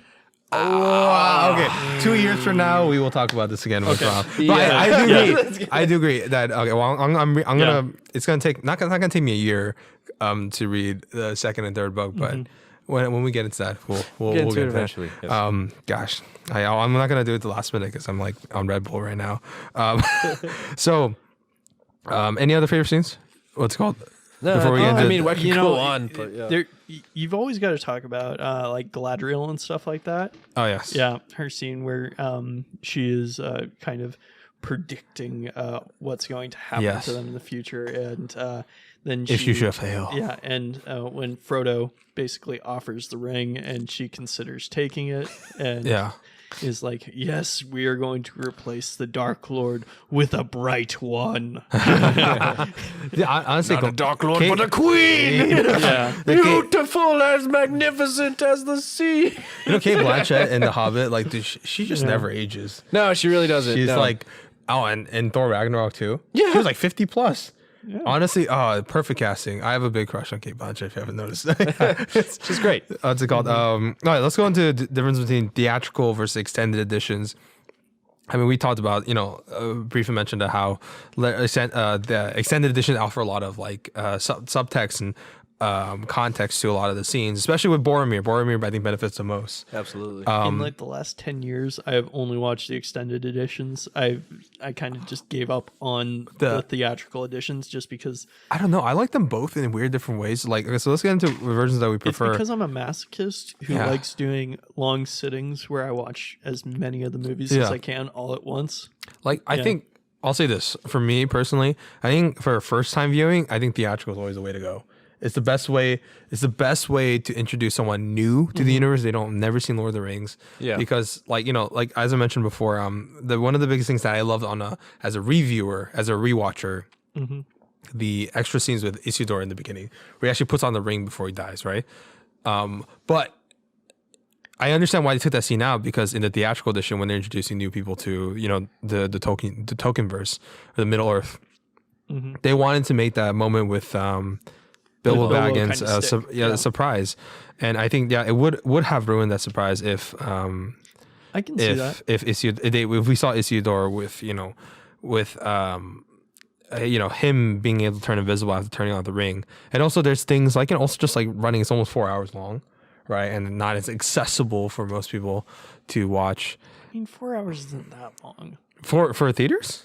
Well, for people sitting in theaters, yes. That's what I'm thinking about, like people sitting down. There's no intermission for any of these films. By the way, hashtag bring back the intermission. Yes, I want to watch 3 hour movies, but at like an hour and 35 minutes, I gotta pee. I want to go out, pee real quick, get a refill on my drink, because I want to be able to chug like 2 of those sodas. Yeah, you know, while I'm at the theater. It's like when we watched Hateful Eight and the intermission came, I was like, oh, thank God. Yeah, serious. And also with when we watched 2001: A Space Odyssey, that one had intermission too. Oh yeah, Yeah, remember with like the black bar and stuff, it's supposed to make us like advance and understand his second act. Yeah, which again, thank God, because when the movies run too long, it's no longer the strain on the filmmaker for retaining a person's attention for more than 2.5 hours it's immense. It's a lot to deal with. Yeah. So giving that person that slight break, refresher, can go much further than I think people expect. And guess what? With theaters and stuff making a lot of their profits off of like food it would help. and drinks and stuff, like I think all that go to the lobby. Yeah, no, they would probably make a decent amount of money just having intermissions, especially ones that have bars with alcohol. Yeah, I think it's like sometimes I don't get a drink because I don't want to have to piss halfway through the movie. Exactly. I think people they just like don't have intermissions because people, I don't know why. I guess like newer, younger audiences don't like intermissions, but it's like for them they think it's old fashioned, which is annoying as fuck. But okay, so that's what I'm saying. For I guess they're theatrical, it works to have a shorter runtime, and also the theatrical, like it feels like an efficient roller coaster ride, right? While the extended edition feels like a nice, exciting novel that you're reading, and I think that's the difference. The first time theatrical for review, extended always. Absolutely. And I guess like that's a good way to do it also, because that first time you get your theatrical edition view. Yeah. And then when you get the extended edition, when you go back and you rewatch it, you're getting new stuff along with it, which is nice. You see so more it's like the journey breathes a little bit more. It's kind of like Doctor Sleep. Like I love Doctor Sleep, the theatrical edition in theaters when watching it. It's like 2 hours and 10, 2 hour 20, but then like it's like 3 hour plus the extended edition. But then that extra stuff works. But if I was in theater watching first time, I'd be like, get on with it, right? Because the first time you're watching it, you have to be sold on it. Not necessarily the second time. You just have to. Yeah. You're more already in for the ride. You want more. You're returning. It's because you are sold. Yeah. Let's go. What about you guys regarding this? The differences in theatrical editions that you like the best with the extended edition, and which one do you prefer? So I got the theatrical editions. Those are the ones I grew up with. There's the 3 DVDs I had, which I watched, so many times growing up as a kid. I didn't really watch the extended editions until somewhat relatively recently. I want to say within the past 5 years or so. I just didn't have them. I didn't really have access to them, so I just didn't watch them. And then I always wanted to, and then I did. Thankfully, my family was nice enough to give me the set for Christmas one year. And I don't go back because I just enjoy them so much, but it's because now that I've rewatched them so much, it's all this new footage and this new stuff that I get to see, and it's great. And so definitely I think I'm going to echo what Philip said. New timers, new beginners, give them the theatrical version, and then extended for the OGs. And also, I mean, it's just a lot more fun to binge all the movies if you're doing the extended editions than it is if you're doing the theatrical editions. It doesn't feel like as much of a challenge if you're just doing the theatrical editions, It's you got to commit if you're going to go back to back to back with the extended editions of the movies. We almost did that. It was before the pandemic happened. Remember, I think it was at the Frida Cinema or something in Santa Ana. And then possibly, but then we just but the COVID happened and it got canceled. That would have been insane. Watching all films in theaters, and then it was the extended edition too. What's it called? Been epic. All right, now let's get into book versus films. So ultimately, one of the big criticisms of Ebert included, some people said that it was too violent. It was that the change in the source material betrayed the spirit of the original. This is when it first came out, and then obviously the opinion has greatly favored since then. And this is not from the majority; it was a very vocal minority.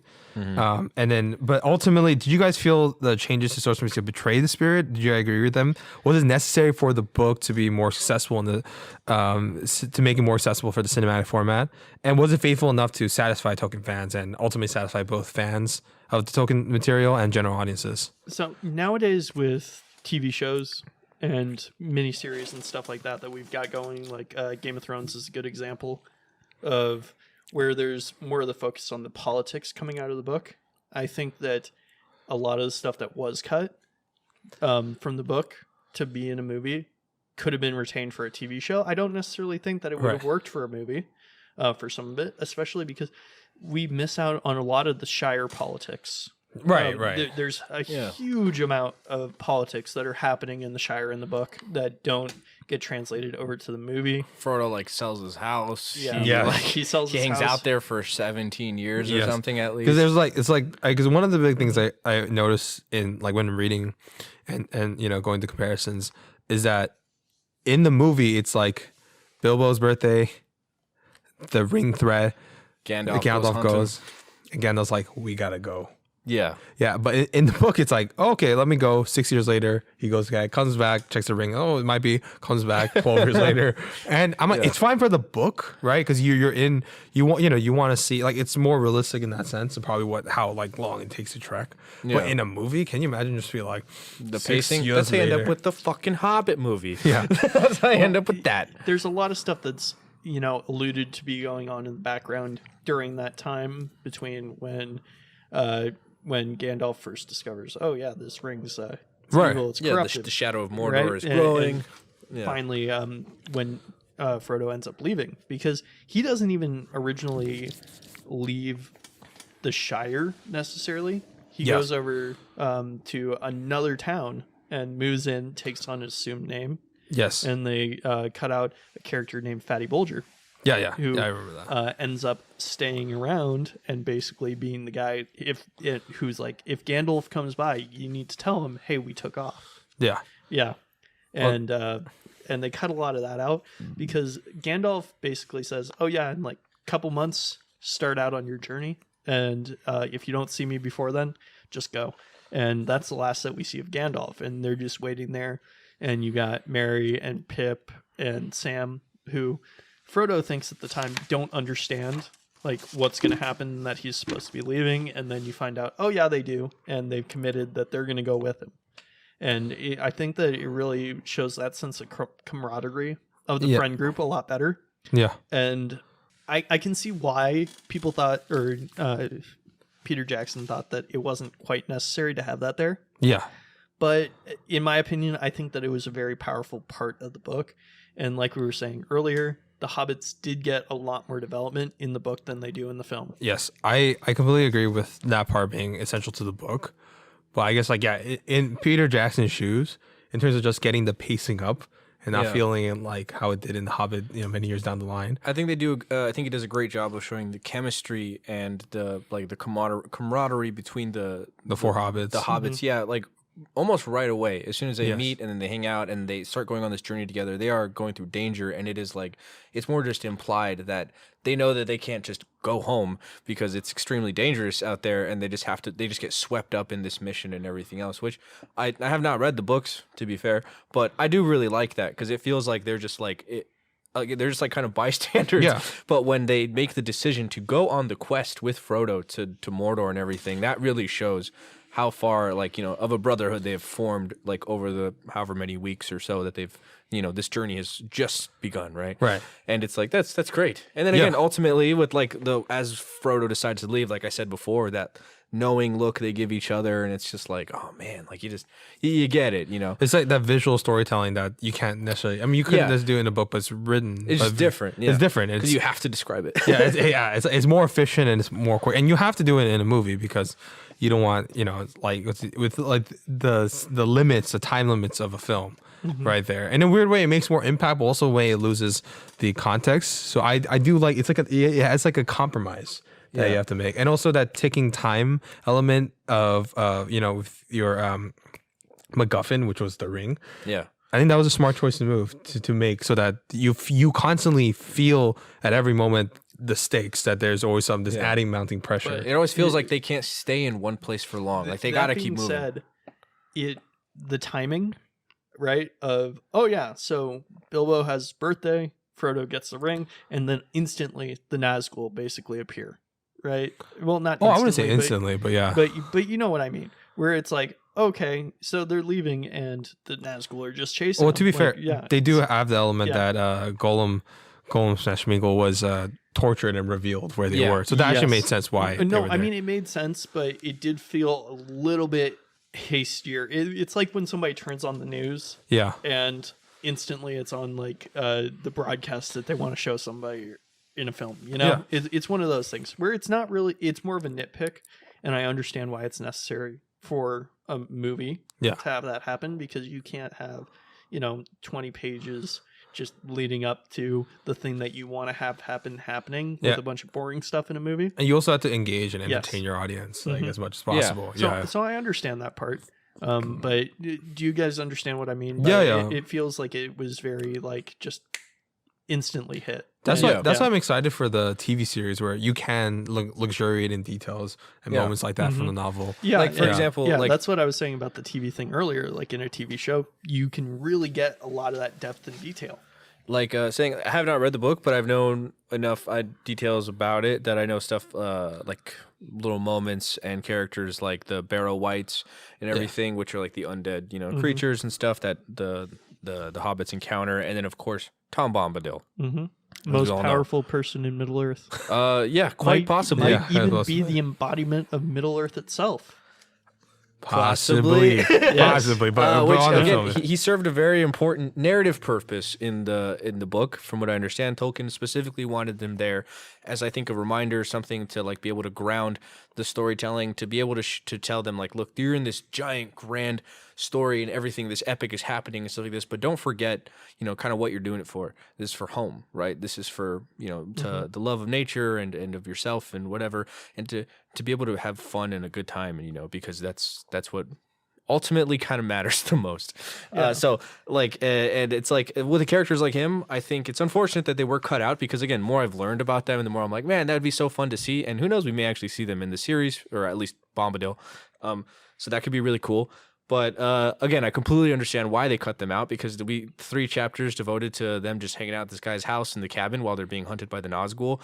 Like all the momentum would literally screech to a stop. So it's like bad pacing. It would be really bad pacing for the film.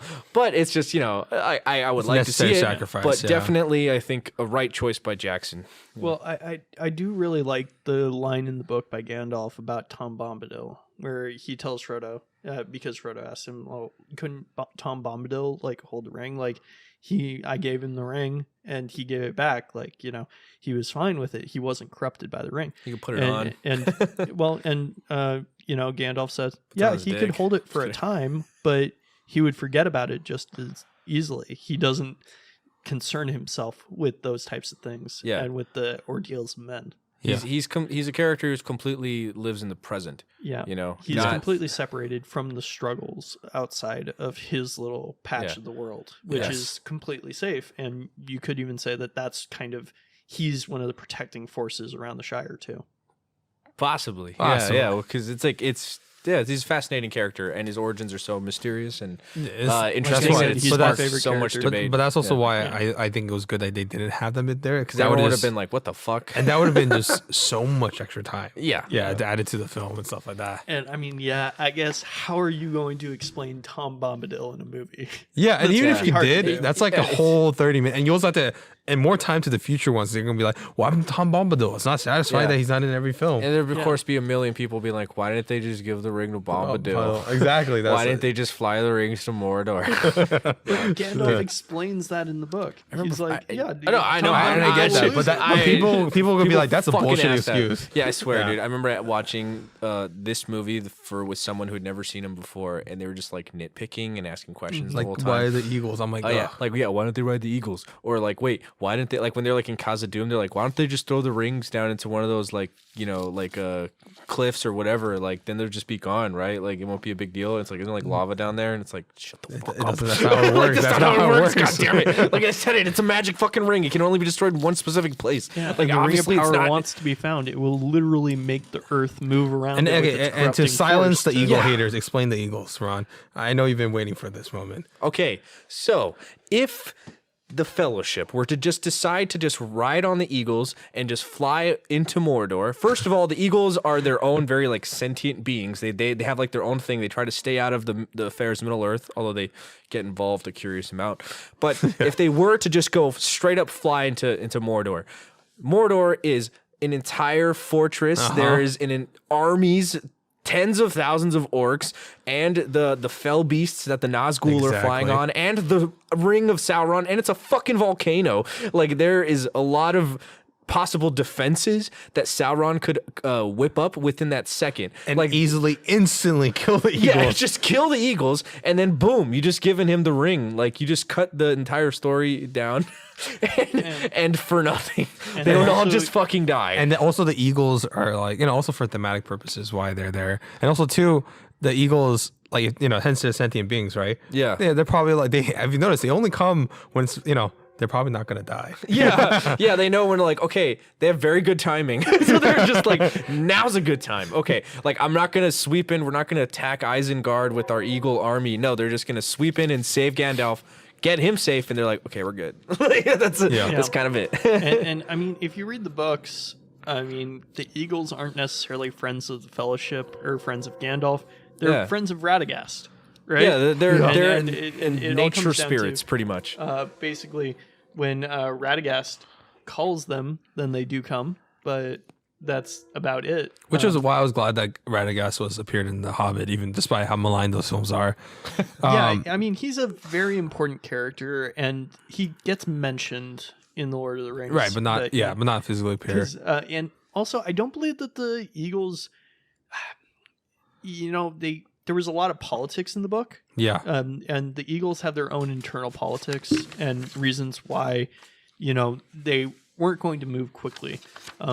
There's a lot to be said about, like, oh yeah, things don't, move in the time spans of man. Right. And men move too quickly. Like, if you get into the stuff about the trees and a lot of the older right, beings, because like their the perception eagles of time is and different. the Ents, which we don't. I guess. Oh, that is going gonna to be future. Yeah, Yeah, that's that's in a the future future film. Yeah, future film. But Wait a year for that, guys, if you guys stick around. So, I mean, okay, and one of the last, for me, the last thing I had to say about this, I did like the fact that, because I know in the books, when when he gets attacked by the Nazgul, and he's basically dying. Yeah. And then Stabbed by a monocle blade. in the books, it's like a much longer affair. Yeah. But Yeah. then, He's walked around for like 17 days or something with a piece of knife in his chest. and I like that better in this one, because at least it's like, it just makes it more present, more Urgent, engaging. terrifying. They're fleeing at night, running away at night. Frodo's bleeding out. There's like, oh shit, what's her face? Eowyn is like Eowyn, yeah. riding off like furiously. Yeah, she's thinking about it. She's listening to the Aerosmith on the way. Well, Exactly. Hence, you guys, Liv Tyler is the daughter of Steve Tyler. So yeah, I don't know how that happened, but yeah, No one knows. Science can't explain it. exactly. I mean, nothing wrong with Steve Tyler, but I'm just saying, Liv Tyler is wow. It's like what a Steve beauty. Tyler is wow. So I know like the other options, like we have it on our TV and cheat sheet, is that like Helena Bonham Carter was like possibly gonna be in it. I'm like, what the fuck? would That not would have have been worked. a terrible. Yeah. I mean, Yeah. her I think performance she's would be a great. fantastic actress. I She, like Helen she probably Bonham could have Carter. pulled it off. I'm not Yeah. gonna lie. But it's just Liv Tyler has that just like she was like 19 or something when she did that role. She brings this like purity, kind of like innocent look to her that like it's like she looks like a fucking angel. Like she looks Yeah, angelic. she was 19. How old was she? I think that was like Armageddon when she was like that young. Yeah, really? Okay, I know she was pretty young. Yeah, when she was made young this though. one. Yeah. But- I might be wrong with that. But No. But like, yeah, again, she brings this like just very. I said this earlier. It comes up a lot, but like ethereal presence, Yes. almost that like in that first scene where she's introduced and you see her and she's like walking towards Frodo and it's like like the music's playing. She's And like I glowing think- white. And I It think was she great. has like an innocence to her that's not necessarily in Helena Bonham Carter. Yeah, like there's a reason why Helen Bonham Carter plays villains so well. Yeah. She got that look. And she can play like relatively more prestigious characters. Like she was in The Crown and she was fantastic as Princess Marguerite Margaret, but not the right choice for this. So and last mention, we haven't mentioned it too She was much. but 24. Sorry, She was 24. Right. She was 24 when she did Fellowship. Christopher Lee as Saruman, fantastic. Absolutely fantastic. Well, we'll talk about more in future stuff, but then actually, I've got some stuff for future movies. When we talk about certain scenes to talk about him with. And if you guys wondering why we haven't talked about Andy Serkis and Gollum, because he's actually not in it that much in the first film. No, especially not the extended edition. Creature that's tailing behind them. He gets mentioned, but he's not really like in it, except for. Is his backstory in this movie, or is it in... No, that's that's the beginning of the next one. No, third one. Yeah, the beginning of Return of the King. Oh, okay. That's like the cold opening. You see him murder his cousin. Yeah, unfortunately, I haven't watched these movies in like a month, and they all sort of blend together for me because I watched them like all at once. And I was almost about to mention the visual effects of like remember the video of like him like splashing against water and grabbing the fish. But that's not until Two Towers. So we'll save that for then. That's pretty much it for Bookstores. So is there anything else you guys wanted to add to the segment? Nah. I think I think that they really kind of focused more when they adapted into film. Right. And I think that this is the way that film adaptations should be done. Right. Because they can't have multiple different plot threads going all at once. Right. It's very hard to do. And you can't be developing this emotional side story at the same time that you're kind of trying to develop the overarching plot, especially when you've got a book as long as this. The audiobook, I think it's like 30 something hours. Right. So if you think about it like that, they drastically had to condense this. If it was a TV show, I couldn't forgive the stuff that they cut out. Right, but this is a movie. It's a movie. So now that you know this, right, has this changed your opinion about Dune? What? I'm just kidding. No, never mind. We're not going to get into it. I was going to say really quick, one last thing. I think the addition of the character of Lurtz was also a really good choice by the writers and Jackson, because there, as I understand it, there wasn't that character was made specifically for the film, and it's like if you were to end the film with just like kind of a faceless like horde of Uruks like attacking, then it just kind of just ends. Like, there was not that main villain, but you're introduced like a physical force. Yeah, you see Lurtz, like he's like the first Uruk that is born, and that Saruman like kind of literally blessed by his hand, and and he has that whole thing. He sends him on the mission. He kills Boromir, and then eventually Aragorn chops his fucking head off. And it's so satisfying. Yeah, and it's like boom, it gives you that sense of closure and finality, and then Boromir passes and whatever, and it's like that's great. So I think that was a fantastic choice by them, because them just getting attacked and then fighting them off. Right. It could have been so like, oh, okay, I guess that's it. that is a good choice. I do like that. All right, so now let's get into technical, and this is with directing, cinematography, editing, VFX, sound, and music. We already talked about music and stuff like that, so we won't get into too much other than Howard Shore's fantastic. Please live on for millenniums on. And please do the music for the Lord of the Rings TV series. I can't imagine anybody else doing the music. No. And God, it's just frightening to think about. I really hope that series is good. You think they'll get Imagine Dragons to do the sound for the music for? Oh my God! Still mention Second as much as I Age. really like Arcane. What's it called? Not to judge that up again. I'm the one host that really liked it. And what's it called? I'm not even just trying to shit on Arcane at all. I'm just more just shitting on Imagine Dragons. Yeah, I know. Imagine Dragons. That was a weird choice, but. For some reason, people love. There's a huge love for that song. Not even Imagine Dragons, but that song, "Enemy." Oh, really? Yeah. Okay, whatever. Yeah, okay. but I was like, okay. I was just gonna say, I know that like in Hawkeye, when they made that joke about like, at least now you don't have to watch Imagine Dragons. There was a little backlash. Yeah, they're like, hey, people were like, hey, what the heck? I like Imagine Dragons. No, that guy too said, I actually like Imagine Dragons. Yeah, I know. She's like, oh, sorry. Anyway, all right, so like. Okay, so yeah, I mean, it's obvious Peter Jackson is also absolute beast in this film. Like, he brought a lot of his indie mentality and his understanding of mixing with the practical effects and visual effects from his work such as Bad Taste, Brain Dead, and The Frighteners, but also on a lot of the dramatic storytelling that he got from Heavenly Creatures.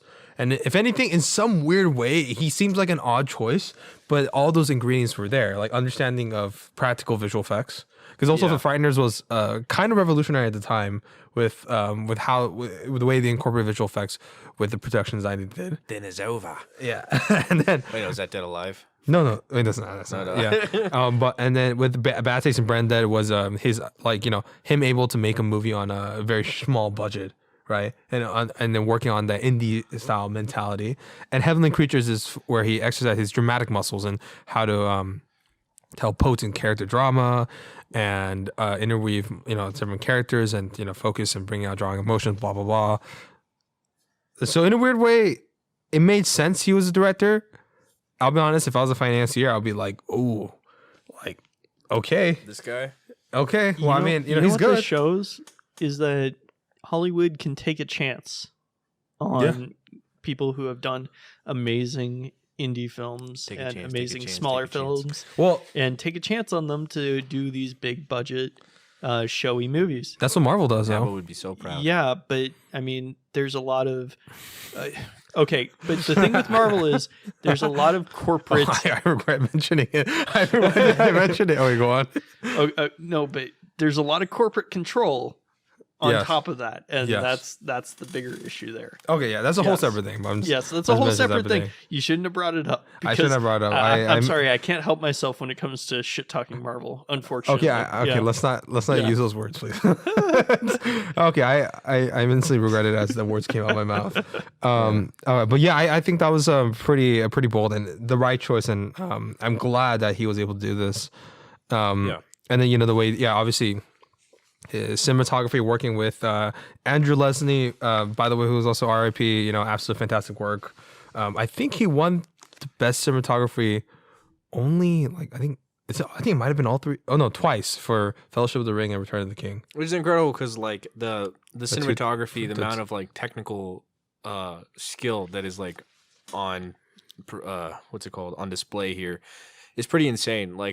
Seeing behind the scenes visual effects shots of where they're going through Isengard into the mines and everything. They are layering those shots of the miniatures, the bigatures, and the actual blue screens and the breaking edge, bleeding edge technology of the crowd simulators and other stuff and whatever, all this stuff that was just combined and moved together, and that does take a lot from the cinematographer too to be able to plan those shots and find a way to make them work, and it goes into the VFX as well. But and we'll definitely get into that. And then also one of the things when I was watching the 4Ks, I just noticed how much depth there were to all the scenes that they were shooting, because there were little things that were just in the background that were there. They, for years, the format that I watched them in, I never noticed or I never saw, just because you didn't have enough resolution to see them, and you see just how detailed the sets were, just how detailed the clothing was that they designed. Yeah, this is why how everything really fit together,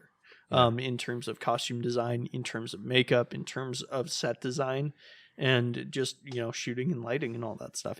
That's why beautiful films. iPod Nanos are the premier form of watching cinema, true cinema. It's because you get the most out of it, and it's this tells you what you. Yeah, hey, you guys don't know this is a recurring gag that Miles keeps on saying he watches things on iPod Nanos. Especially Dune. Blake started that off. I only watched Dune on my iPod Shuffle. I watched it on my iPod Shuffle, which doesn't even have a screen. No, you did worse. Didn't you watch Dune on a laptop on an airplane or something like that? Yes. Yeah, I know. And then you're on Dune. And then, by the way, you want to give your updated review on Dune? I'll just mention. I took him to watch an IMAX recently. It moved up from bargain bin to premium streaming because I really enjoyed it, but I still have a problem with the sound mixing. Philip's oh no, he intended it to be super loud, and I'm like, that's just stupid. No, I think that sound effects in movies are mixed far too loud nowadays. It's a problem I've got with a lot of films. I think that it's a dumb creative choice to make. All right. And we'll talk about it in the future stuff. We'll talk about it in the future. You know who doesn't do that? This movie. No, this movie Lord of the doesn't. Rings right here. Yeah, I think all their sound mixing is fantastic. Yes, it is. I will tell you. We made the it Christopher Foley Nolan work directed in this. Brilliant. I remember this is the first time I discovered what Foley was. I was watching the behind the scenes feature of this, and they show the guy stomping around in the dirt, and, pulling out blades, sing, sing. Them shooting them those arrows in the graveyards on crossbows to get those specific noises, you think that'd just be SFX fake, and it is technically fake, but it's real life sounds that just made through actual bow and arrows or crossbows and stuff. Fantastic, and just howling and whatever noises, brilliant. And that's why I think that's why I was like, I'm so glad that this series has won sound Oscars for almost all of them. Oh, yeah. It deserves it. It deserves. Yeah, what's no, like the creature designs. Again, wouldn't be what they were without like the three main layers of one, just the actual concepts and the artwork that was made eventually for them to do that, the VFX work for them to bring them to life, the sound work to again give them to breathe that kind of like a reality into them. And then the music that each of the distinct monsters and creatures, because Fellowship has more monsters than like any of the other films. Each of them have their own specific kind of sound and music, and it's just great. Like that weird little like monster thing. I forget the there's like a specific kind of complexity to it that makes it really disturbing and weird to listen to on its own. But in the scene, it works really well. Brilliantly. Yes. Well, and I really love the combination that they are able to do in this movie between practical and digital effects. Yeah. Right. Yeah. And but they were how they mesh together well, and they feel very clean, especially compared to the Hobbit movies. Oh, the Hobbit. I'll compare it to the Hobbit VFX because there was a lot of CG that was done in the Hobbit that doesn't hold up compared to the original Lord of the Rings movies, and it's shocking. It's Philip, can you answer this? How do you get it right in this? And do you know how long they had for pre-production for this film or these films? I think it was like about a year, like 2 years or something, right? Yeah, pretty much. They had 2 years of pre-production, and then after they finished shooting, they have a year until 6 months to a year to on post-production right before the release in December.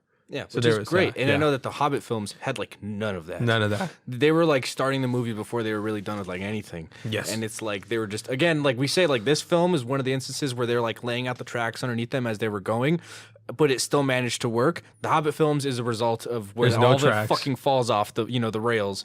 And it's like there's a giant, enormous car accident. It's like the scene in Invincible. It's a horrible mess. It's a scene. It's grotesque. It's disgusting. It's inhumane. It's terrible. It's a crime against humanity. It's bad. There's no tracks, and they have to somehow put jetpacks on a train when there's no jetpacks available. They're tossing C4, and it's just like it's a god awful mess. It's like the humanity. Yeah, because it was like 2 years of pre-production. The entire country of New Zealand working on Lord of the Rings. Yeah. And what's it called? And then on top of that, when you use more practical effects and you get more things right on camera, that's less on the post-production side. So on The Hobbit, where it was like almost no pre-production and there was almost nothing on production, and so when you have not all that, it all relies on post-production. And right now there's rats on top of our ceilings, I'm just kidding. I don't know what that is. But, probably like rain or leaves or something. Yeah. Interesting. But then as a result, there's a lot more post-production workload for the VFX team and stuff like that and the sound. So as a result, you get stuff like in The Hobbit where Legolas is jumping on floating bricks. Oh, God. So it comes out worse. But when you have less VFX shots, less frames for the team to work on, and just maybe some things like simple things as like comping a Hobbit into a shot or comping Gandalf into like Frodo's home in the Shire. Yes. It's a lot simpler and easier and better more time to make it look clean. The amount of work that they put into creating like the what is it called? The forced perspective. To make it work in camera. As I say, so great. They took like 6 months for like 2 shots. Yeah. It's crazy. like a scene, it's like a simple shot that like sure you could have probably done without it, but like Gandalf just sitting at a table smoking a pipe and Frodo's pouring him a cup of tea. Simple enough. But what it adds to the realism and the believability of this world and these characters. You feel like they're actually hobbits. Yeah. Yes. And it's like you did that there. There's no blue screen. I mean, they did have blue screen they had later on. Actually, they had a lot of blue screen. I know, but I was just saying that specific scene. Yeah. Like you can capture that right there is incredible. There are other scenes, of course. Like we saw the one where like Bilbo first greets what is his name? Gandalf. Yeah. It's like they used a great mix of like editing of like having a giant actor that was like 7 foot plus and actual smaller people. Yeah, like working together, and it was just like it's just great. It's just great, fantastic. The one scene that boggled my mind, and I'm glad I saw the behind the scenes, and also Corridor Crew broke it down. They're a great VFX artist channel. Where the one scene where Frodo has the ring and talking about let's just like hide away and give the ring let's never talk about the ring, right? Ever. Yeah. And it's both Gandalf and Frodo in the scene. Yeah. And then it boggled my mind how they did that, because I knew the forced perspective thing, but how did they have both of them in the shot as they're walking? So what happened is they shot that on a motion rig twice at the same time. But with Frodo, it's like a regular motion, but with Gandalf, it's like a faster motion. Wow. So they're able to time that accurately.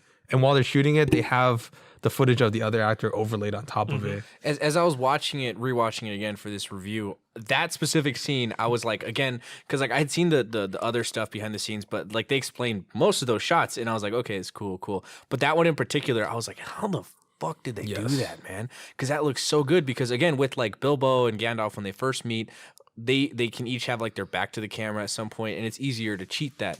But when you see both of their faces moving through the same space with the same lighting and that same forced perspective look, how the fuck do they do that? And you just explained it, but like again, I was like, my mind was blown. I was like, damn, like just in awe of what they were able to do in this movie. Did you know, even for the it amazes you that they couldn't even do a CG dragon right in the Hobbit movies. Oh wait, okay, the CG dragon wasn't that bad. Yeah, I'll give them that. credit for trying. Okay, in the 4Ks though, it looks a lot worse than like the Balrog. Yeah, no, of course. This movie, which Yes. you know, we'll talk about that. But I think like one of the extra things that, especially with the Gandalf and the Shire scenes, you know that scene where he hits his head on the chandelier or something like that. Yeah.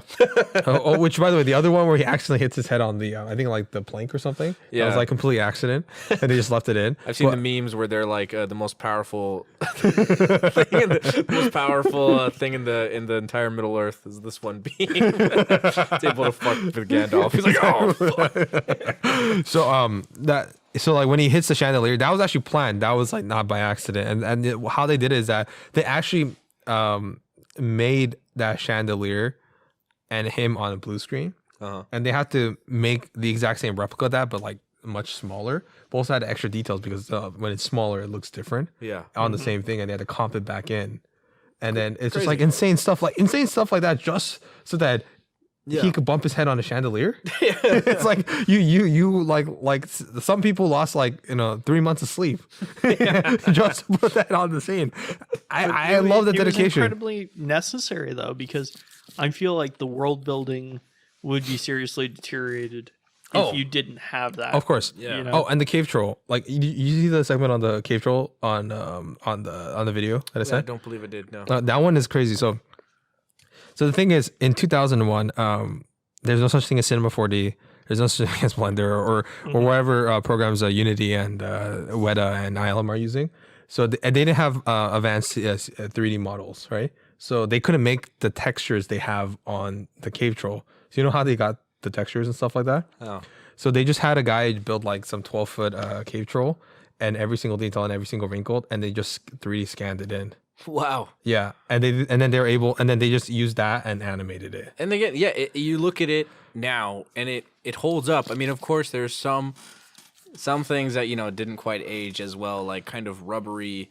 Yeah. Like Legolas when he like kind of jumps on and off his back. It looks a little awkward. Yeah. But again, it's like you can't blame this 20-plus-year-old technology again for being at the forefront of what it was at the time and doing things like that, which go the extra mile, which other films didn't, and some stuff to this day can't seem to match. They were so ahead of their time. I mean, I think that this showed what movies that were trying to use heavy visual effects could do. Yeah, and I can't wait to get until the Two Towers when we can finally talking about Andy Serkis and of course Smeagol and everything that did for just cinema in general. And the Balrog scene where you talk about they literally had to invent programs and systems like fog and smoke simulation because that just didn't exist. And Weta was like, "Oh fuck, how are we gonna do this?" And then they just put that on there, which is crazy. They literally invented like visual effects programs for this films, which is great. And even like them running the Mines of Moria on the bridge, they were like some parts like that. Those are all digital doubles, CGI. Wow. Yeah, on the Revel. And then the way they did it is because they recorded and 3D scanned the cloth and just moved it, and then just look at the reference footage and spend every little wrinkle and move on the and that's crazy. Yeah, that's crazy. Yeah, and to make it look efficient, because if you don't, the problem is when we get into criticisms of CGI, especially, I mean, it's mostly good, but in the third film, there's one just as a preview. When Sam and Frodo are getting into the Mordor, right? Yeah. It's when you have a set, when you blue screen something in, they're going into it, the parallax doesn't match it, so it looks like they're just sliding into the mountain. But this one, that's why you have CGI double, so you get the lighting and the perspective right and stuff. And I imagine, again, by the time they're getting to the third film, there's so much that they're trying to do. The scale of the entire project goes up like, tenfold. Yeah. So especially because, you're dealing with, a lot more background characters and crowds and stuff like that. I'm not going to necessarily mention how, even though I'm sure everybody listening to this already knows. But it's like you're dealing with the army of Gundor, Rohan, Mordor. Oh my god, I wasn't going to mention it. But we have, we haven't even mentioned the insane miniatures. Oh yeah, the insane miniatures. So like when they bigatures, you mean? no, the bigatures, yes, it's massive. Have you seen him standing next to Helm's Deep? Peter Jackson. They're like they're massive. They're like 2 stories tall. Like Minas Tirith is like this enormous model that you can fly a camera around and through and whatever. Yes, that you can't do like on another scale. Like it's insane. It's crazy how they did it too, because they also have to get the lighting right of what they put on the miniature and what they put on the actors on blue screen. Yeah. And on top of that, like they would put like, leaves and stuff. Because if you just shoot a miniature or bigature, in this case, by itself, it looks flat, right?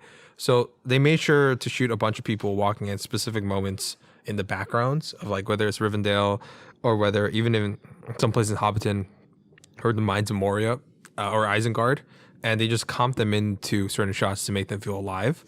But they also made sure they like move the miniature like with strings. To like, so let's say if the bridge or something like that or something shaky and it's supposed to shake while they're moving it, they're timing the shakes as the person's moving. Wow, that's crazy. Well, and then, they also use some tricks, like, because when you have your focal length, so you've got a certain amount of area that can be in focus with the lens. Exactly, and by modifying that, you're able to take something that looks like a miniature, and when you're shooting it. If you've ever tried to film a miniature, it doesn't look like you're filming reality, no matter how detailed you get the miniature. Yes. No, unless you mess with the focal. With your focus. That's what I was saying. Yeah. You said yes, it does though. No. I'm like yes, I'm agreeing. I thought you were disagreeing. No. I'm not. Yeah. Okay. Sorry. But yeah, and so they were able to use tricks like that where they were able to adjust it so that only small portions of the scene were in focus and a lot was out of focus in order to simulate that it's bigger than it actually is. Right. Yeah. That's good. And also like VFX works like adding waterfalls and stuff like that in these sets and stuff. Yeah. All right. Yeah. So I mean, I'm sorry for the people who listened to this for 2+ hours. And I'm not. you probably had an enjoyable time. I really hope you guys did listen to this. Son of a bitch tonight. So honestly, okay. Well, let's get into our ratings. Right? Yeah. Let's start off with you, Miles. What do you want? What's your rating of this film? It goes into the museum. Of course. Should we just all say it? Yeah, it's into the museum. It's in the museum. For all the reasons we've said and more. I have spent more money on buying copies of these films than any other films that I have ever purchased. Because I completely agree. I have had the VHSs. Well, I think just the VHS for the first one. Yeah. And then all the DVDs, all the Blu-rays, and all the 4Ks. Yeah. I still can't get Leia to watch Lord of the Rings. She refuses for some reason. So one day. I said, it's Lord of the Rings like changed my life. It got me into wanting to understand filmmaking more, into what I'm doing now, which is trying to work on film sets and stuff. And it's just and it all started here with this film, and it blew me away. So, and I don't think we'll ever get something like this ever in the future. At least not on films. I think at least on not for TV, a long for time. TV shows, I think we might. Yeah. Well, I guess that's what we're doing for Lord of the Rings and stuff, which sadly they're not shooting in New Zealand anymore. Man, I can't wait to show my kids these movies when they're probably too young.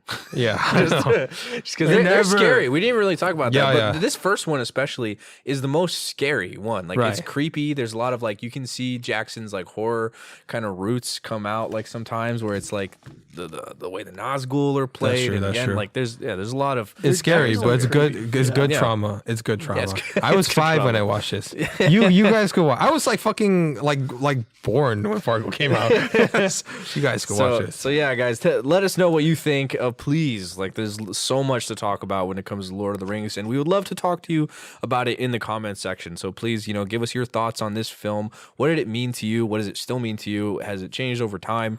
And yeah, And also, if you disagree with our ratings, let us know so we can make fun of you for being uncultured. Yeah. Yeah. And let's start this trend. Hashtag never too young for Lord of the Rings. Thank you guys, and hashtag half a clue. And thank you guys for another episode of Half a Clue Movie Review.